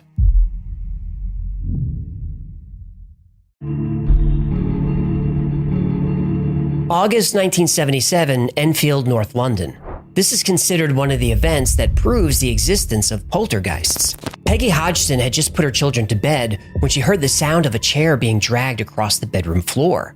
Peggy went into the room and her daughters were under their blankets, terrified. The chair was upside down on the floor, and they said they didn't do it. They said the chair moved on its own. So Peggy turned out the lights and then heard the sound of scraping. When she turned the lights back on, she saw a dresser slide 18 inches across the floor. Peggy wasn't quite sure what was happening. She tried to push the dresser back into place, but it wouldn't budge. Peggy called her neighbors over to make sure she wasn't going crazy. The neighbors also heard the sounds. Peggy finally called the police. One of the responding officers said she heard knocking or tapping and saw the chair wobble. Then she saw the chair slide across the floor about 3 feet. This is in the official police report. But the police said there's no crime, so there's nothing they can do. After a couple of months, everyone in the house was sleeping in the same room. And then the activity got worse. Voices of an old man started coming from Janet, and her lips weren't moving. This voice is coming from an 11-year-old girl. Well, Guy, perhaps you've got something to say to them. Yeah. I'd like to know how you make this noise without bashing Janet's vocal cords to pieces. If I do it for half a minute, I get a sore throat. There's choices here. Peggy didn't know where to turn, so she went to the media. Soon reporters and paranormal investigators descended on the family, performing test after test. There are photos of Janet being levitated out of bed. There's video of knocking sounds responding to questions from mediums. Guy Playfair was a writer and parapsychologist with the Society for Psychical Research. He spent a great deal of time with the family. He witnessed a lot of poltergeist activity with his own eyes. By 1978, the Enfield poltergeist attracted the attention of Ed and Lorraine Warren. At this point in time, the Warrens were icons in paranormal research. They flew to London to investigate. Ed Warren was convinced there was a demonic presence. The voice coming from Janet said its name was Bill and that he lived and died in the house. The voice said that he had died of a brain hemorrhage while sitting in a chair. Bill's son confirmed all of that was true.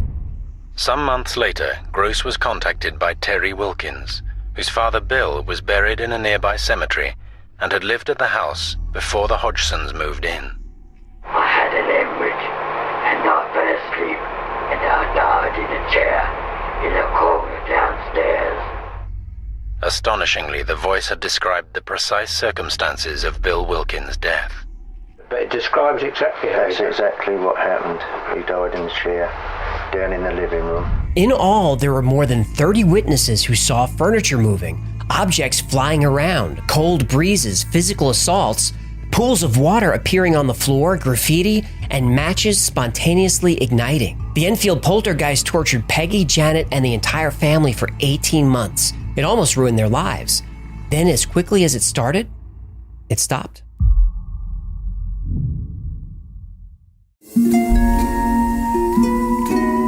The Snedekers lived in upstate New York, but found themselves traveling to Connecticut a lot. Philip, eldest son of Carmen and Alan Snedeker, had Hodgkin's lymphoma, and his hospital was in Connecticut. In 1986, Carmen and Alan had had enough of the commute and decided to rent something near the Yukon Hospital. They packed up their 4 children and 2 of their nieces and moved to a spacious duplex on a quiet street in Southington, Connecticut. As soon as they moved in, Alan began renovations on the basement to make a bedroom for Philip. While cleaning out some rusty tools and other basement junk, he found an old piece of equipment he didn't recognize. It looked like a pump with a couple of old tubes coming out of it. Turns out, it was embalming equipment. For? Corpses. No! Alan kept renovating. He found 2 rooms. One was the embalming room, complete with equipment and rusty floor drains. The other room was a casket display room. The Snedekers now realized why the rent was so low on such a big house. It used to be a funeral home. The Hallahan Funeral Home, to be exact. Philip's bedroom would be the former casket room. And almost immediately, he heard strange sounds and voices. He saw dark figures moving in the shadows. He saw a man with white hair and a pinstripe suit. One night, he saw bodies stacked up against the wall. Philip was so frightened, he asked to sleep in the hospital, which his parents didn't allow. Carmen thought Philip was hallucinating because of his cancer medication.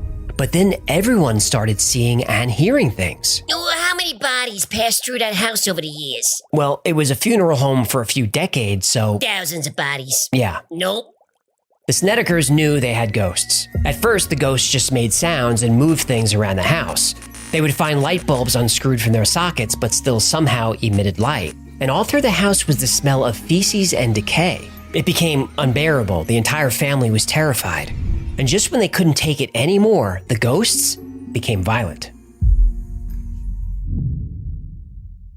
What began as strange sounds, smells, and visions of spirits soon became much more. The spirits became physically violent. One night, both Carmen and her niece Tammy had a terrifying encounter. Carmen woke up and felt a dark energy around her. She couldn't see anything, but she felt cold hands reaching under her pajamas and grabbing at her underwear. Then she heard an evil laugh. Carmen's niece had the same exact encounter, but she was scared. Whoa, what was that? You can't say scared. We'll get demonetized again. Oh, we don't want that. No, we don't. So we'll censor it and the grown-ups out there can fill in the blanks. Good thinking. Eventually, both Carmen and her husband Alan were scared by the entity multiple times. One night, Carmen finally saw the ghosts. One had long white hair and white eyes. The other had black hair and black eyes. That's when they called Ed and Lorraine Warren. The Warrens and their team of investigators spent 9 weeks in the Snedeker house. And during that time, they saw everything the Snedekers reported. Members of the team were pushed, slapped, even knocked to the ground. Ed and Lorraine searched the history of the home. They discovered that one of the morticians who worked there was a necrophiliac. Definition? Oh, he had a thing for corpses. Worst hobby ever. Ed said that the spirit infused the home with evil. The Warrens felt that an exorcism would work, and after the house was cleansed, the Snedekers moved out. Then the Warrens hired author Ray Garton to document everything that happened in the house. The documentation of these events became the book In a Dark Place, The Story of a True Haunting. The Snedeker case was also made into the movie The Haunting in Connecticut, released in 2009. Since the Snedekers moved out, nobody has reported anything strange in the house since. And the owner makes sure to tell all renters that it was once a funeral home, and that the renters should keep that in mind before they sign the lease. Ed and Lorraine Warren are possibly the most successful paranormal investigators in history. They've written or contributed to at least 30 books about their cases. Their work has inspired the movies in the Conjuring universe, a film franchise worth over $2 billion. But the Warrens have their detractors, with many skeptics calling them outright frauds and grifters. So what's the truth? Well, Ed and Lorraine Warren met when they were 16 years old at a local movie theater. Their conversation soon moved to the paranormal. Ed believes he grew up in a haunted house, and Lorraine claimed to be clairvoyant. They were married when they were 19 when Ed was on leave from the army. They soon made their livings as artists. They would go to houses that they believed were haunted, paint them, and then try to sell the painting to the owner. Oof, that's a rough racket. It was. So Ed supplemented their income by driving a bus. Though they were making a name for themselves locally as paranormal investigators, their breakthrough came in 1979 with the Amityville horror case. When the Warrens arrived in Amityville, they brought an entire film crew with them. Unfortunately, the film crew didn't capture anything except for the moanings of a few psychics. Yeah, and the ghost boy. Right, the ghost boy on top of the stairs. Yeah, that's a creepy photo. But it's actually a photograph of Paul Bartz. Oh, the mall cop? No, Paul Bartz was one of the investigators. He doesn't have glowing eyes. That's just light reflecting off his glasses. The cameras snapped a picture of him when he was setting up some equipment. But the photo became so famous that nobody bothered to refute it. Now, the Lutzes did call Father Pecoraro to bless the house, which he did. He also said there was nothing strange about the house. It was a peaceful and lovely home. Other parts of the story are also a little sketchy.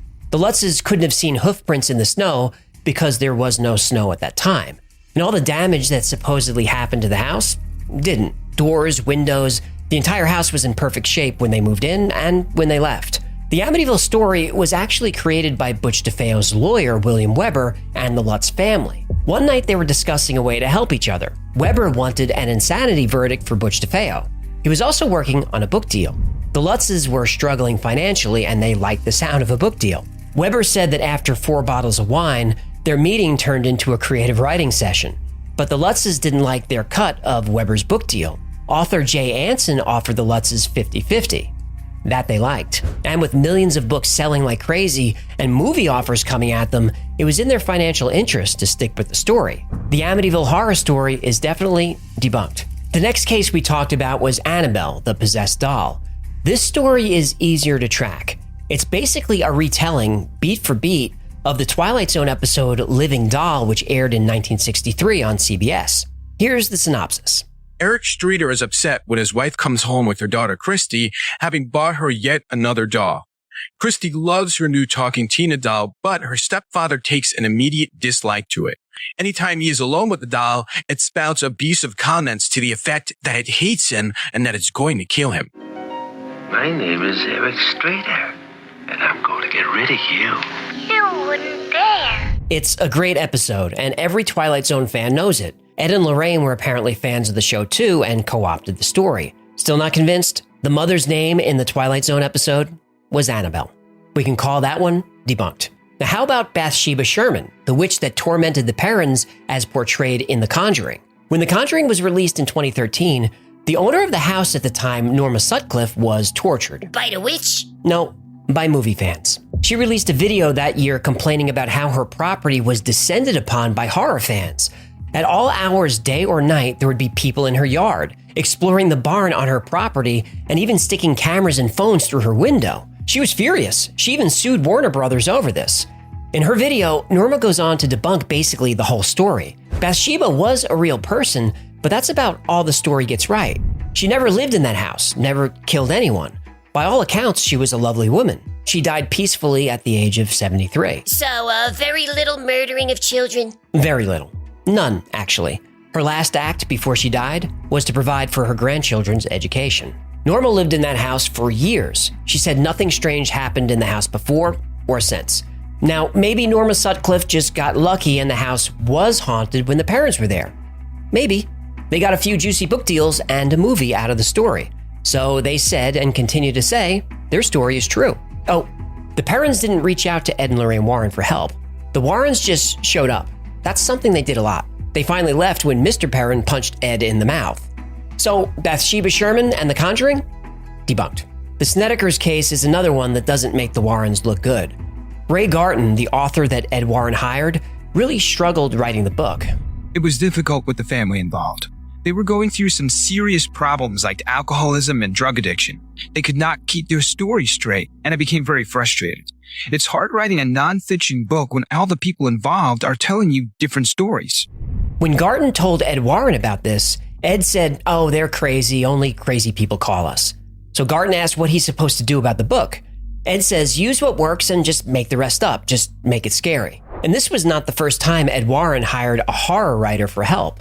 Not a journalist, not a biographer, a horror fiction writer. Also, what's not widely reported is that Philip, their son with cancer, was caught touching and trying to rape his cousins. He even got pretty close once. Police took him to a mental hospital where he was diagnosed with schizophrenia. And schizophrenia could certainly explain why he was seeing and hearing things. Yeah, but it wouldn't explain why everyone else was. No, but the Snedekers lived in the house for 2 years without an incident.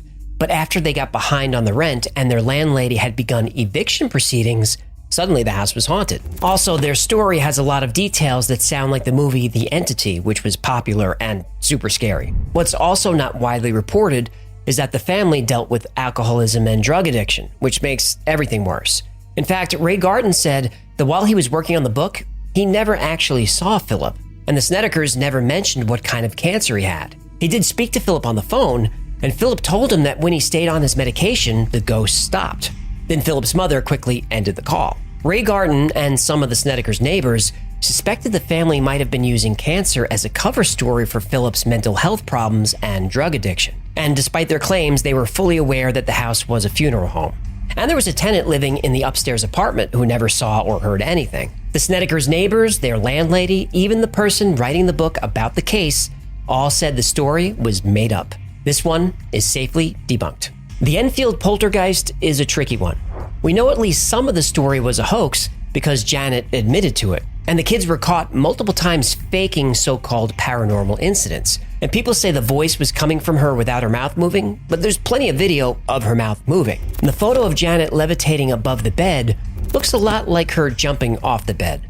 And that picture was taken with a motion-controlled camera in the girl's bedroom, so nobody else was in the room to confirm what actually happened. This was another case where the movie exaggerates the Warrens' involvement. Again, they just showed up uninvited. They stayed for a few hours, looked around, and left the following day. Ed Warren did have a chance to speak to Guy Playfair, the investigator who spent the most time with the family.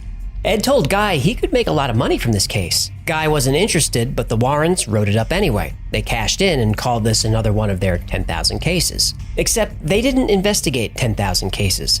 If they did one case a day without a day off, that would take them 27 years.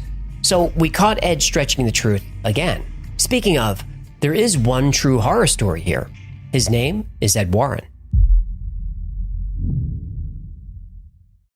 Warner Brothers' multi-film, multi-billion-dollar Conjuring franchise follows Ed and Lorraine Warren, a devoutly religious, happily married couple who travel the world, helping rid frightened families of ghosts and demons. Here comes the butt! But just weeks after the release of the first film in 2013, the studio learned about allegations made against Ed Warren. According to Judith Penny, Ed Warren initiated a relationship with her when she was only 15. She used to take his bus and he developed feelings for her. And if that wasn't disturbing enough, soon Judith moved into the Warrens' house.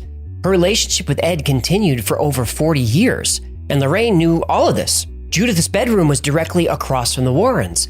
Eventually, they built an apartment for her upstairs, and according to Judith Penny's sworn testimony, Ed would sleep downstairs sometimes and upstairs sometimes. Their marriage wasn't as perfect as it's been portrayed. Judith said Ed would often beat Lorraine, sometimes knocking her unconscious. She said she was worried he might kill Lorraine one day. Ed often told Judith that she was the love of his life. And in 1978, she became pregnant. Whoa, she had his baby? Nope. But, oh no. She was told a child would complicate the Warrens' business. When attorney Jill Smith was working through the Warrens' movie contract, there was specific language that she had never seen before. Now, it's not unusual for producers to sign a non-disparagement clause when adapting a true story. Nobody wants to sell their story and then look bad. But this contract specifically said that the movies could not depict an extramarital affair, relationships with minors, and some other specific things that I won't get into here. But suffice it to say, the descriptions were graphic. Now, in the Warrens' defense, they said Judith was a girl they took in for charity, and she would watch the house when they were traveling. Judy and Tony Spera, the Warrens' daughter and son-in-law, say they never saw any of the alleged conduct. The Sparrows believe Judith Penny is being manipulated, though I don't know for what purpose. She's in her 70s, married, and doesn't make any money from the films. Though Warner Brothers did offer her $150,000 for her life story. Hush money. Yup. Judith says she remained friendly with Ed until his death in 2006. But despite her fondness for him, what he did was despicable and a crime. What it all comes down to is this. No case that the Warrens worked on was ever supported by any evidence besides their word. Ed claimed to have photos and video, but those were never produced. I did see one video that Ed spoke about, the ghost called the Lady in White.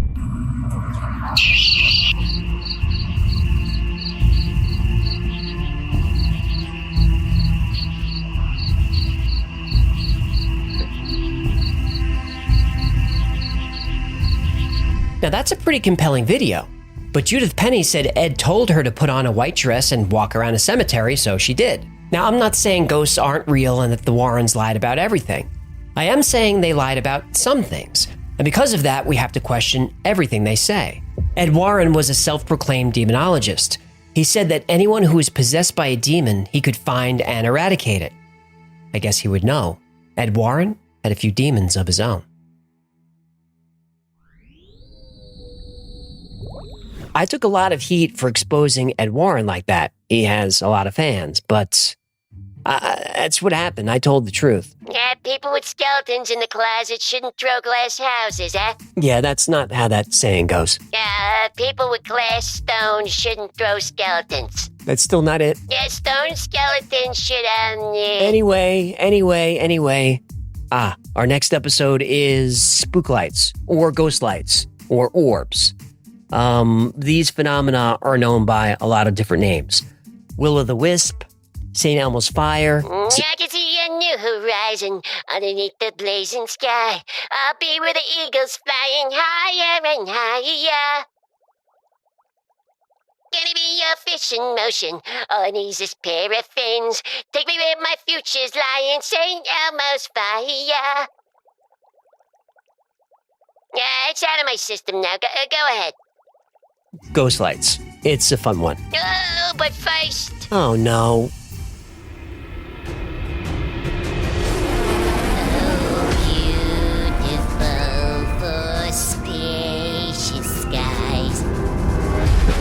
Freedom. America,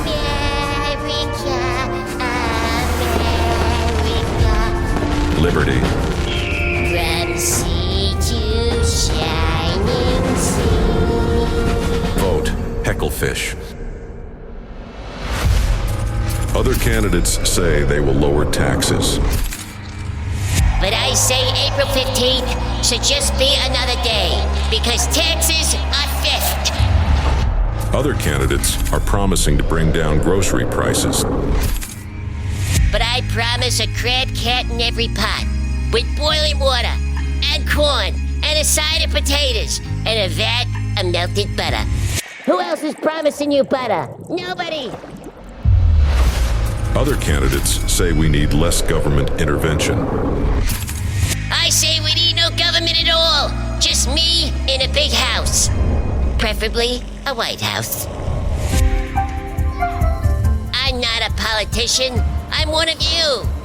Sort of. I'm a fish of the people. And we all want the same thing. Independence.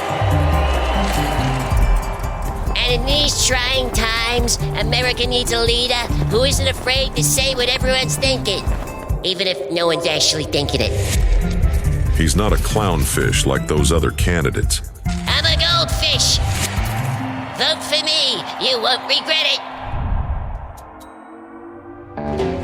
Show your community exactly where you stand. With me, Hecklefish J. Moriarty.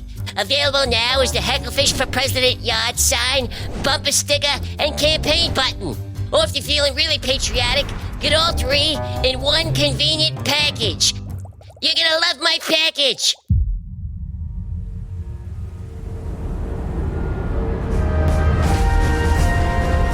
Hecklefish. The hero we deserve. This ad was paid for and approved by the Hecklefish for President campaign. Here's the scene.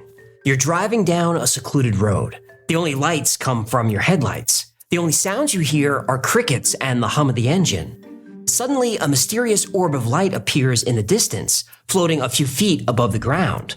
You get the sense that the light is aware of your presence. It darts around, beckoning you closer. It can't be another car. There's nothing around for miles. And as you get closer to the light, it vanishes. Finally, you arrive at a small town and stop at a diner for a bite. You mention your experience to the waitress. She smiles and says, "You saw a ghost light." She tells you the story of someone killed on that dark road many years ago. The light has been seen ever since. Ghost lights or spook lights are seen all over the world. In some places, they're thought to be the spirits of the dead. Other places say they're portals to another dimension, and others say they're signals from another world. Whatever they are, ghost lights are real, and they've stumped scientists, skeptics, even governments for a long time. They're seen by thousands of people every year.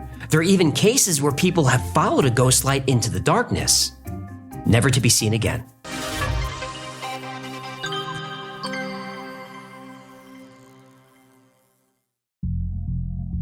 On December 4th, 1931, a trail of blood almost a quarter of a mile long was found in the small town of Gurdon, Arkansas. It led to the body of Will McLean.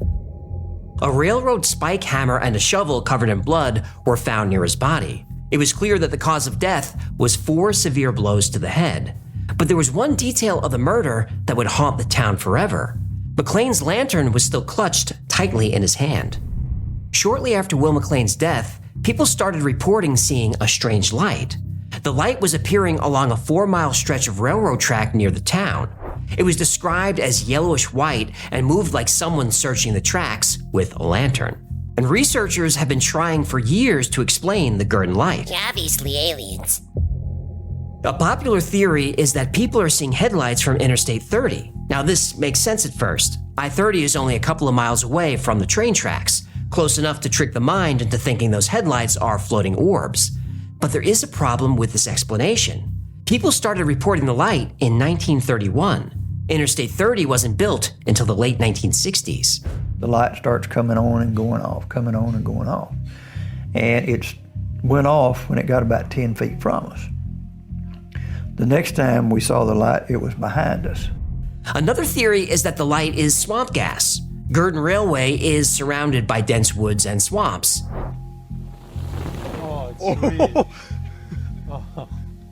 Swamp gas happens in marshlands and bogs when gases from decomposing organic matter combust. It's like Mother Nature lighting her farts. That's tacky but accurate. But the Gurdon light has been seen in all kinds of weather, including on windy nights, and wind prevents swamp gas from igniting. It floats about that high up off the ground, just a light, white ball of light, about like that. Though many people have seen and photographed the Gurdon light, it's hard to find. You have to walk on railroad tracks in the dark a few miles from the nearest road or town. Now, even if you take that dangerous walk, there's only a small chance that you'll see the light. But there's a town that has so many ghost light sightings that they actually built a large observation deck. The lights there have been featured on countless TV shows. They've been in movies. They've inspired songs. If you want to see some of the most spectacular ghost lights in the world, you have to go to West Texas.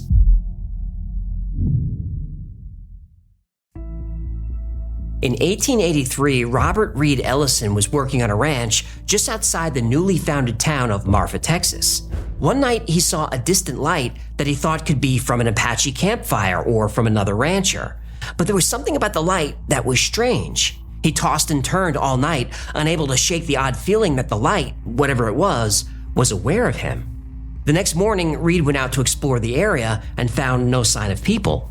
Soon after, Ellison learned an Apache legend about the land. Many years ago, a great battle took place between two warring tribes. The conflict was brutal and the death toll was in the thousands. The legend says that the Marfa lights we see today are the spirits of restless warriors still wandering the desert trying to find a way back home. The lights are described as glowing basketball-sized spheres. They hover about shoulder height off the ground and have been known to shoot around rapidly in any direction.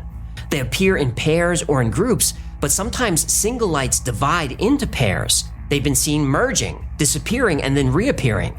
And sometimes they seem to move in regular patterns, like there's an intelligence at work.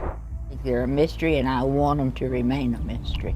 Many towns known for paranormal activity don't advertise it. But like Point Pleasant, West Virginia has embraced the Mothman, Marfa has embraced the Marfa Lights. In 2003, the town built a Marfa Lights viewing center. There's even a Marfa Lights festival held each September on Labor Day weekend. There's a street parade, food, and live music. But not all ghost light experiences are so positive. In fact, some are downright terrifying.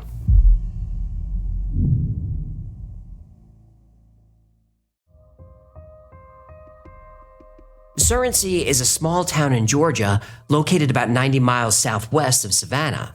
And that's where you'll find the Surrency Lights, which are bright yellow or white orbs of light. And like the Gurdon Lights, these also appear near train tracks. Again with the train tracks? Well, seeing lights near train tracks is pretty common, and there are a couple of theories for this. One is that the lights are ghosts of dead workers. In the 19th century, working on a railroad required fearlessness and a little bit of recklessness. Railway workers had long shifts, and the work was physically demanding and dangerous. In the early days of the railroad, 1 out of 35 workers were injured every year, and in many cases, the injuries resulted in missing limbs. And almost 1 out of every 100 workers died on the job. Maybe the lights seen around the tracks are spirits haunting their place of death.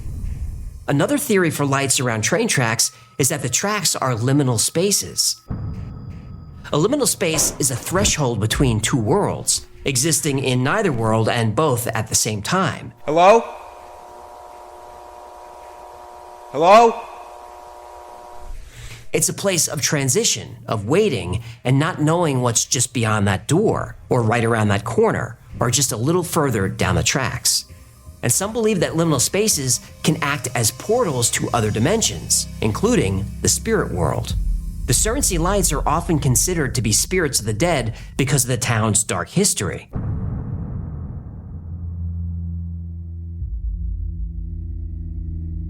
The town of Surrency gets its name from its founder, Alan Powell Surrency. In 1852, he built a 2-story home for his family on land next to the train tracks. For the first 20 years, things were pretty normal. But then things went from normal to not normal. One evening, Surrency's daughter, Clementine, was waiting by the train tracks for her father to come home. And as the sun set, she noticed a dark figure approaching. With an uneasy feeling, she headed back home. As she reached her house, she felt a stone land near her. When she turned to look where the object was thrown from, the dark figure was gone. She quickly went inside, where several of her father's friends were gathered. It wasn't long before everyone heard what Clementine experienced outside. Heavy items were falling all over the property. When Clementine walked into the kitchen, small pieces of brick rained down everywhere. When her father's friends came into the kitchen to see what was happening, they saw pots and pans jumping around and knives sliding around the floor. Alan Surrency finally got home and saw the damage. At first, he thought there'd been an earthquake, but nobody felt a tremor, and none of his neighbors were affected. Then things escalated. Soon the entire family witnessed furniture and objects moving on their own. Pictures fell from walls. Plates, cups, books, and bottles shot from their shelves with violent force. Alan wrote down what he witnessed and sent a telegraph to the Savannah Morning News, who published it a week later. A few minutes of my arrival at home, I saw the glass tumblers begin to slide off the slab and the crockery to fall upon the floor and break. The books began to tumble from their shelves to the floor, while brickbats, billets of wood, smoothing irons, biscuits, potatoes, tiny pans, water buckets, pitchers, etc., began to fall in different parts of my house. Nearly all of my crockery and glasses have been broken. There have been many other strange occurrences about my house. These facts can be established by 75 or 100 witnesses. The paper sent out an experienced reporter to verify the story. The reporter couldn't believe it. Clocks in the home were going haywire. They were spinning rapidly forward and backward in time. A mirror exploded into a rain of glass, and strange noises were heard all over the house, like footsteps and banging. At night, you can hear disembodied voices, laughter, and sometimes screaming from empty rooms. Alan was a leader of the community and tried to take this all in stride, but then the house started targeting his daughter. Some unseen force would yank her covers off of her at night and pull her hair and sometimes throw her across the room. At that point, Alan called it quits and the family moved out. 5 years later, Alan P. Surensey passed away and the haunting stopped. Shortly after Alan's death, orbs of light were seen hovering over the train tracks near his home. All Surensey residents know the story of the Surensey House haunting and the Surensey lights. And while the story is spooky, they'll tell you that the lights are harmless. But that isn't always the case. Some ghost lights are very, very dangerous.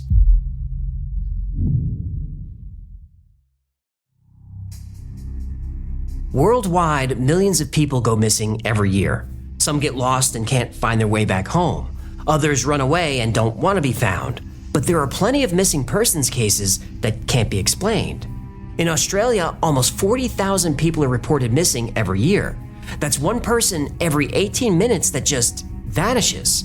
And more than a few of these disappearances have been blamed on the Min Min lights. The what? Min Min. Got it.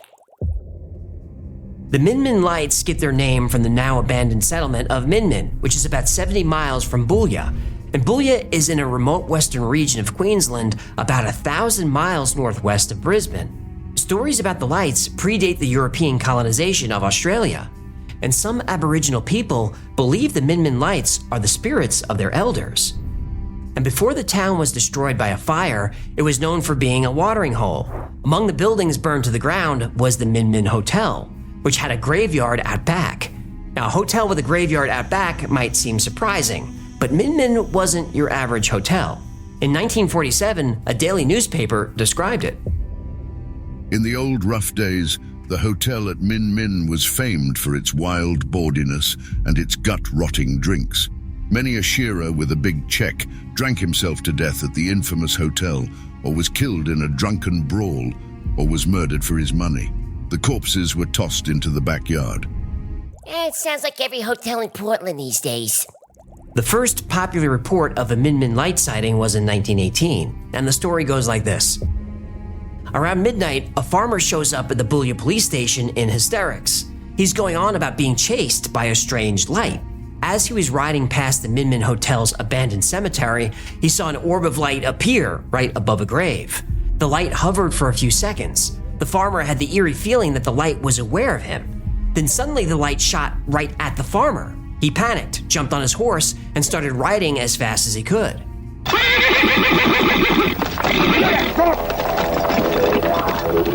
When he looked over his shoulder, the light was following him. No matter how fast he rode, the light kept up. It finally disappeared when he got into town. Since that night, there have been countless sightings of the Min Min lights. And there's one thing that almost everyone says after being confronted with the Min Min light. The puzzling thing is that so many people say that it seems to have a mind of its own. It follows them, or it goes away from them. Now, if this is so, it could be a psychic phenomenon. All I know is that there is something there which needs to be explained. The light seems to have intelligence, and it's not friendly. I couldn't say for 1 minute what it is, but it's got to be something alive, because chaps have said to me, you're on a drover, say that he can ride up and see it here, then within a few seconds it's behind him somewhere else. Sometimes the light will chase witnesses. Other times it tries to get people to follow it. It was terrifying to see it coming towards you. It used to come up close, and if you went towards it, well, it'd just dance away from you. According to the legend, anyone who follows the lights disappears and is never seen again. Newspaper columnist Bill Boyang found this out firsthand. One night, Bill was camping in the outback with some friends when a strange light appeared. We were all sitting looking into the darkness, well away from the dying campfire and enjoying the cool air after the heat of the day, when suddenly I saw a light. At first I thought it was someone waving a lantern, but it suddenly rose higher in the air, danced a few jigs and hovered about, first high and then low, but always keeping at about 50 yards distant. It was clear that whatever was controlling the light was not a person. It looked like a huge ball of glowing embers. Bill was intrigued and urged his group to go after it. But the men in the group knew the story about the Min Min lights, and they knew that no matter what, if you see one, you don't follow it. Bill wasn't impressed. He got up and went off to find who or what was behind this mysterious light. Bill walked slowly through the darkness, brush and twigs snapping beneath his feet. The light hovered in place, and Bill could swear it was waiting for him. Finally, Bill was far away from camp, and the light was only a few yards ahead of him. Then suddenly the light bounced in the air, emitted a flash, and shot down into the ground. Bill took another step when he heard panicked voices yelling at him from camp. He turned around and he could see his friends by firelight waving their arms and shouting for him to stop moving. Bill froze in place. The light then floated up, still a few yards ahead. It hovered about shoulder height, waited for a second or two, and then shot back down through the ground. But then Bill noticed something. The light wasn't shooting through the ground. It was diving into a deep chasm that went down hundreds of feet. Bill looked down and saw he was 1, maybe 2 steps from the cliff. If he kept following the light, he would have fallen to his death. The light then traveled back to him a couple of times, and Bill felt like it wanted him to follow. When Bill turned and headed back to camp, the light disappeared. James Birch from the nearby town of Kimberly had a Min Min light sighting while driving home from a hunting trip. He was with a few friends when the light appeared in the distance. They were awestruck by the light, and like many other witnesses, said they felt like it was aware of them. Suddenly, they weren't driving toward town anymore. They were now following the strange light through the bush in the complete opposite direction. Nobody remembered turning around, but there they were, following this light into the darkness, mesmerized. They stopped the car, gathered themselves, and the light disappeared. Ooh, missing time? That doesn't sound like ghosts. No, it doesn't. And like the Apache in Texas, the local tribes claim the Min Min lights are wandering spirits. But there are some people who believe they're from someplace farther away. Well, how much farther away can you get than heaven? Well... Wait, you mean... aliens?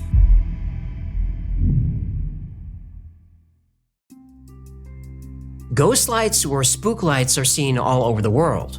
Some places have become famous for them. Marfa, Texas, Girton, Arkansas, Surrey, Georgia. There are also the Brown Mountain Lights in North Carolina and the Joplin Spook Light on the border of Missouri and Oklahoma. It's a long list. But can these be explained by science? Well, sometimes. Ghost lights are usually attributed to one of a few natural phenomena. One is swamp gas, which Mother Nature lighting her farts. That's enough. Decaying organic matter is flammable, and under certain conditions, it can ignite. Now, it's possible that some ghost lights are swamp gas, but in places where lights appear during different weather conditions, it's not swamp gas. Another explanation is the piezoelectric effect. And when quartz crystals are placed under stress, like from tectonic activity, they can produce an enormous amount of electricity. Girton, Georgia sits on top of a large quartz deposit and is on a fault line. Plus, an earthquake was felt about the same time Will McLean was murdered on the train tracks. But this doesn't explain why the light appears as a ball and hovers, or why it appears frequently, even when there's no seismic activity. Another explanation for ghost lights is when certain atmospheric conditions create optical illusions. There's a phenomenon called a superior mirage, which occurs when the air near the ground is colder than the air above it. And this bends light rays so that objects look like they're floating above the surface. A superior mirage is pretty rare, but the best place to see one is where you can view a long distance unobscured, like over large bodies of water or over a large swath of flat terrain. Terrain, for example, that you can find in Marfa, Texas. It had long been suspected that the Marfa lights are actually car headlights coming from Highway 67 and Highway 90 in the area. Well, in 2004, a group of physics students went to Marfa to try to solve this. Over a 3-day period, they found that the number of Marfa lights directly correlated to the amount of traffic on Highway 67. To further prove their point, they sent a car out to the highway and had it flash its lights. They were able to generate a Marfa light every single time. Those nerds didn't prove anything. Those lights were seen by a cowboy 100 years ago, before highways. Well, that's true. Robert Reed Ellison said he spotted the lights in 1883. Right. Except he didn't. Oh. There's no record of him ever saying it. He even published memoirs of his life in 1937, and it didn't come up. The story comes from his daughter, Julia. and they thought they were probably a campfire, Indians, or other travelers. But they just kept seeing them. The next night, they were there, and the next night, and the next week and year. And I'm sure they began to wonder, what on earth were those lights? Now, to be fair, the lights do merge and spread apart and disappear and reappear. This could still be light bending in different ways, but it would be unusual for a superior mirage to behave this way.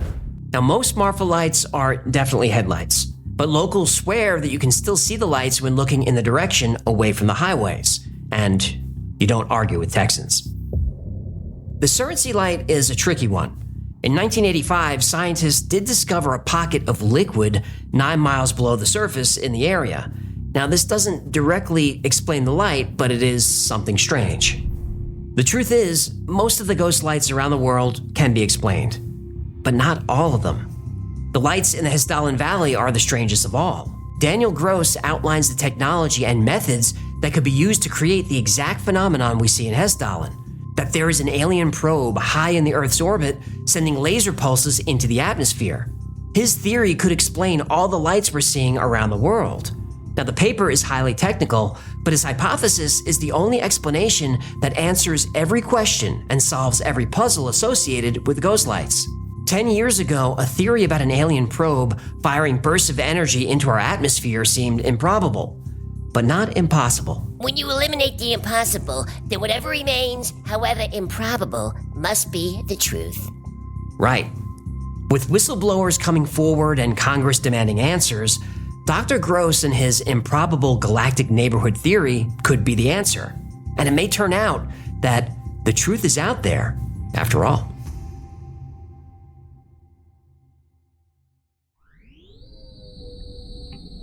Now, most of the ghost lights can be explained and debunked, but not the Hessdalen lights. Forget about the lights. How about the campaign ad, huh? Yes, it was very good. The hero we deserve. We got it. When you go to vote, if I'm not on the ballot, you can go ahead and write me in. Don't tell people to do that. Voting is important. Hello, I know. That's why they may have to write me in. Hecklefish J. Moriarty. That's Heckle space J. Okay, we got it. Moriarty. The last episode in today's compilation is about two inventions, one by Thomas Edison and one by Nikola Tesla. They were both inventions that those men claimed could speak to the dead. Now, we can't find the specs on Edison's version, but we do have the specs on Tesla's version. And if the specifications are out there, that means people can build it. And they have. Edison versus Tesla, one of history's greatest rivalries. Now, they would never admit it, but as different as these men were, they also had many similarities. For instance, both were obsessive, workaholic, egomaniacal geniuses. They also both dabbled in paranormal technology. Wait, what? Well, Nikola Tesla was convinced he could invent a device to communicate with the spirit world, and Thomas Edison was convinced he could get there first. Oh, this is gonna be a good one! In 1882, Tesla was a promising young engineer working for Edison. But as time went on, the differences between them became a problem. Edison liked hands-on experiments. Tesla preferred working out inventions on paper before picking up any tools. Tesla was meticulous and tidy. Edison was a notorious slob. Well, finally, Tesla went out on his own and quickly made a name for himself. And the Tesla-Edison conflict was global news in the late 19th century with the War of Currents. And Tesla's more versatile alternating current eventually beat Edison's direct current. And this was Tesla's biggest victory over his former boss, and one that Edison would never forgive or forget. So when Tesla claimed he invented a device that could tune into the spirit world, Edison wanted in on the action. And Tesla called his device a spirit radio. Edison's was called a ghost phone. But what I found most interesting about the story is, why did two of history's most famous scientists think that talking to ghosts was even possible? Well, because science. So why would famous scientists be interested in contacting ghosts or even think such a thing is possible? Well, in the early 20th century, psychics, mediums, and seances were very fashionable. It was actually pretty mainstream to think that it might be possible to communicate with the dead. Now, Edison was initially skeptical of the paranormal, and when he learned Tesla was building a radio to listen to spirits, he dismissed him. But then, Tesla started grabbing headlines and patents. Now, this was something Edison could not abide, so he got to work on his own machine. One night in 1920 at his Menlo Park, New Jersey lab, Thomas Edison gathered a group of scientists and friends to witness his latest experiment, a project he had been working on in secret. Now, as the audience watched, they heard the quiet hum of an electric current. Then from a device that looked kind of like a motion picture projector, shot a beam of light into a photoelectric cell. Now, Edison explained that this light would register any disturbance that crossed through it, no matter how small, and no matter whether it was visible or not. And this disturbance would be detected using a finely calibrated meter. Now, at this point, Edison's guests had no idea what he was talking about. But then he finally said, I have been thinking for some time of a machine or apparatus which could be operated by personalities which have passed on to another existence or sphere. He claimed to have invented a device which would allow the dead to communicate with the living, and he called it the ghost phone. The ghost phone? Yes, the ghost phone. Ugh, talk about a long-distance call. Please, no one-liners when I'm building suspense.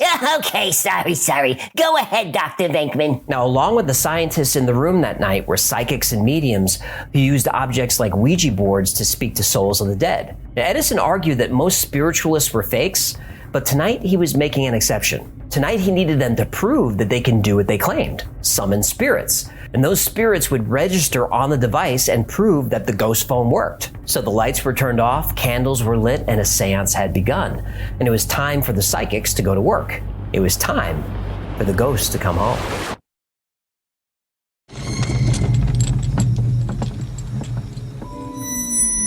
They're here. As the seance progressed, the scientists kept their eyes fixed upon the needle on the meter, waiting to see if anything would register, waiting to see if there were spirits present. So the mediums said ghosts were there, but the needle didn't move. So were the powers of the psychics not strong enough? Was Edison's device not sensitive enough? Were spirits even present? I mean, after a few hours, Edison thanked everyone, sent them home, and went back to work. Now remember, he saw every failure as an opportunity to learn. So he kept experimenting and refining the ghost phone. Now, unfortunately, Edison died a few years later, but he insisted that in time, he could get the ghost phone to work. But strangely, his estate deleted all mention of the ghost phone from his research, his notes, and his personal diary. We know he was working on a ghost phone because he's been quoted in major newspapers talking about it. But nobody really knows what happened to the research. So Edison didn't get this to work? No. Oh. But Tesla did.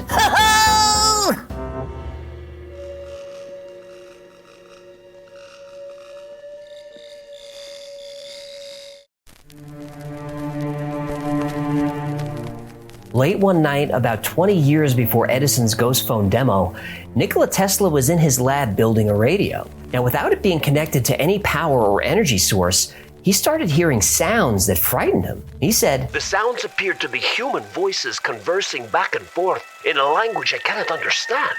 But I was alone in my laboratory at night. Now, what made this extra spooky for Tesla is that he was building a crystal radio. Now, a crystal radio is a type of receiver that doesn't use any external power, no electricity at all. The only power it uses is what's generated from the electromagnetic waves that it receives. So Tesla was picking up these sounds literally from thin air. Now, Tesla knew that every human being creates electricity, and anything that creates electricity creates an electromagnetic field that, using the proper equipment, can be tuned into. Now, Tesla also agreed with Einstein that energy cannot be created or destroyed.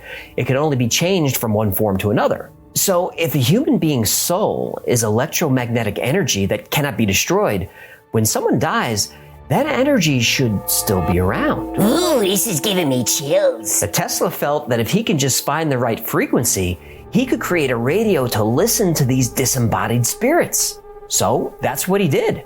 And today, we're going to hear what Tesla heard. We are going to hear ghosts? Well, I don't know if they're ghosts, but what Tesla heard, it scared the hell out of him. Hey, want to play hide and clap?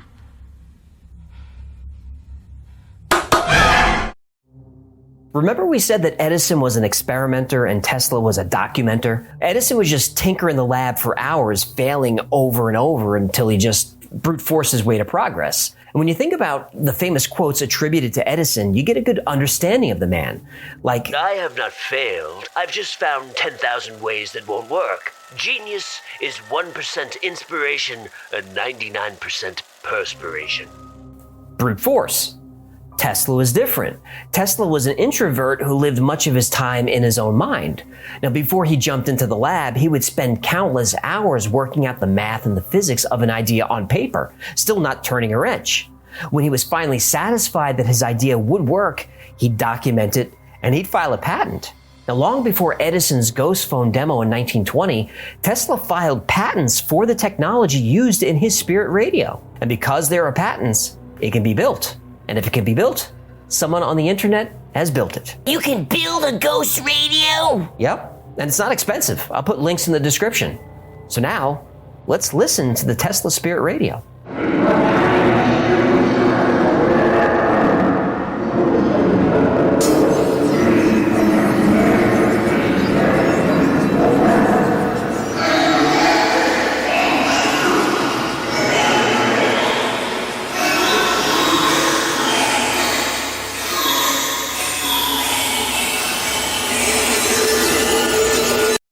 Well, I just wet my bowl. Now, are they ghosts? Now, ghost hunters say yes. In fact, the technology they use to listen to spirits is the same technology that Tesla used. So let's see how that works. Within the ghost hunting community, electronic voice phenomena, or EVP, is the recording of voices onto electronic equipment. A newer term for the phenomenon is ITC, or instrumental transcommunication. Now, voices are rarely heard during recording, only during playback, and they usually have to be analyzed and enhanced. I hear a woman's voice. Now? Ma? Now, sometimes the voices seem to be speaking to themselves or nobody specific, but sometimes they answer direct questions. Go away? So if ghosts are electromagnetic energy, then it's perfectly logical and scientifically sound that they could be heard in a recording. Now, maybe the EVP are electromagnetic disturbances that are layered onto radio waves that can be picked up by a receiver. Or maybe the spirit's electromagnetic energy kind of piggybacks onto the EM field generated by the electricity of the recording device. A tape recorder, camcorder, cell phone, or whatever. If you're here, can you tell us your name, please? Hello. Are these sounds ghosts? Well, that's up to you to decide. Skeptics consider EVP auditory pareidolia, which is interpreting random sounds as voices, or as apophenia, which is perceiving patterns in random information. What makes EVP, and really anything paranormal, fun is whether you believe in ghosts or you don't believe in ghosts. Either way, you can't prove it. Now, what do you think about EVPs? Are these real?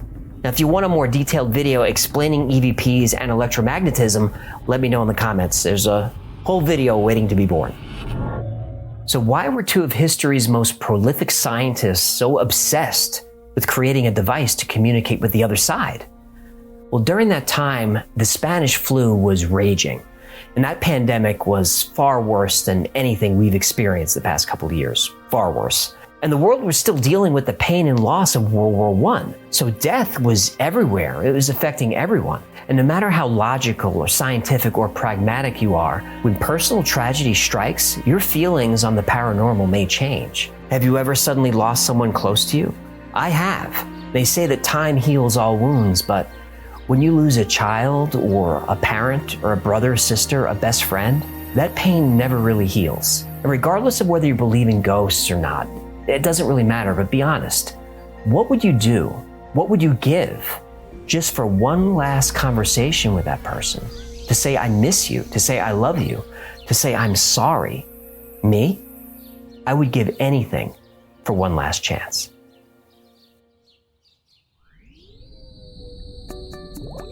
And that's going to conclude our compilation about ghosts. Now, I don't know if there's an afterlife or some great beyond. I hope there is. But I like the idea of a soul group. Oh, me too. I'm partial to the temptations. I said I'm partial to the temptations. I got sunshine on a cloudy day. When it's cold outside, I got the month of May. I guess you'll say, what can make me feel this way? Gertie, Gertie, Gertie, talking about Gertie, Gertie. Thank you so much for hanging out with us today. My name is AJ, you know Hecklefish. Peace to the out, yo! This has been a Y-Files compilation episode. And like everything we covered in today's comp, all those recommendations come from you. So if there is something you'd like to see us cover, go to theyfiles.com/tips. But remember, the Y-Files is also a podcast. Twice a week, I post deep dives into the stories we cover here on the channel, and also post episodes that wouldn't be allowed on the channel. And those are labeled unredacted. And there were some aggressive ones out there. We did Aleister Crowley. Coming up, we've got JFK. I really want to do 9/11, but I wonder if that's is that too hot for podcast? I have a lot of questions about Building 7. I think I just demonetized myself. Anyway, if you need more Y-Files in your life in between episodes, check out our Discord server. There's over 60,000 people on there, 24/7. There's something going on. If you're feeling low, feeling blue, it's a very supportive community. It's a lot of fun, and it's free to join. And if you want to know what's going on with the Y-Files at any given time, check out our production calendar at theyfiles.com/cal. There we post our podcast schedule, episode schedule, live streams, meetups, all that stuff. And special thanks to our amazing Patreon members. You know that we've had a rough few months here. You guys know what I'm talking about. All of this, everything, is dedicated to the Patreon members. I can't thank you enough for your support and for your trust and for sticking by me through this rough patch. And if you'd like to join an amazing community of Patreon members, consider becoming a member. For as little as $3 a month, you get to support the channel, you get early access to videos without commercials, you get special videos that wouldn't be allowed on YouTube. Like last week, we have an unredacted version of last week's episode on Patreon. Also, you get 2 private live streams every week just for you. And I think that's the best perk there is. My webcam is on. You get to meet the entire team. Their webcams are on. You could turn your camera on or just your microphone. Jump up on stage, suggest a topic, say hello, shoot the breeze, little chin wag, chop it up. I'm out of idioms. That's all I got. But it would be a great way to help keep this channel going in troubled times. Another great way to support the channel is grab something from the Y-Files store. Grab yourself a Hecklefish t-shirt or one of these fistable coffee mugs that is perfectly fistable, or something with my face on it, or one of these squeezy animal talking Hecklefish toy dolls. That's going to do it. Until next time, be safe, be kind, and know that you are appreciated, because you really are.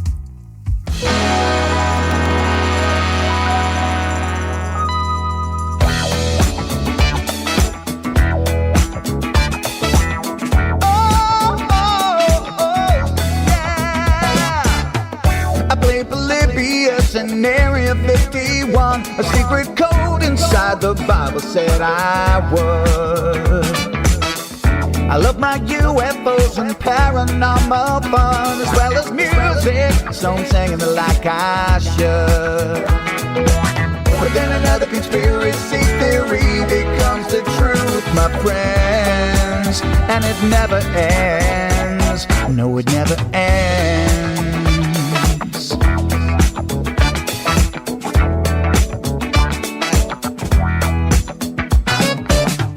I feel the crap I got stuck inside Mel's hole with MK Ultra of being only too aware.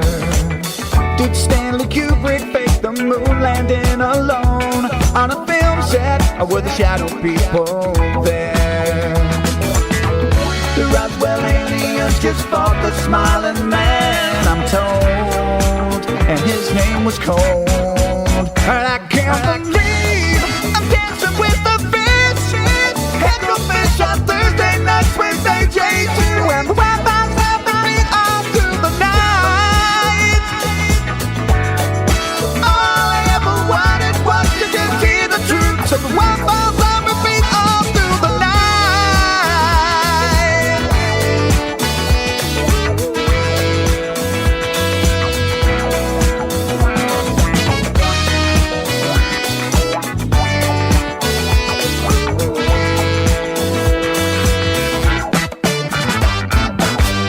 The Mothman sightings and the solar storm still come to Agatha, the secret city underground. Mysterious number stations, planet Serpo 2, Project Stargate, and what the Dark Watchers found. We're in a simulation, don't you worry though. The Black Knight satellite, it told me so. I can't believe I'm dancing with the fish. Had no fish on Thursday nights, Wednesday J2, and the Wi-Fi's helping me all through the night. All I ever wanted was to just hear the truth, so the Wi-Fi's on repeat all through the night. Had no fish on Thursday nights, Wednesday J2, and the Wi-Fi's helping me all through the night.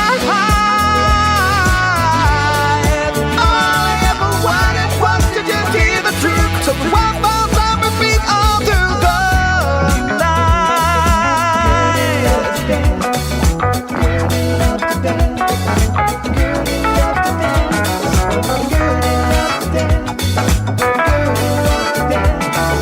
Gertie loves to dance. Yeah, Gertie loves to dance on the dance floor because she is a camel, and camels love to dance when the feeling is right, always in time. Gertie loves to dance. Gertie loves to dance.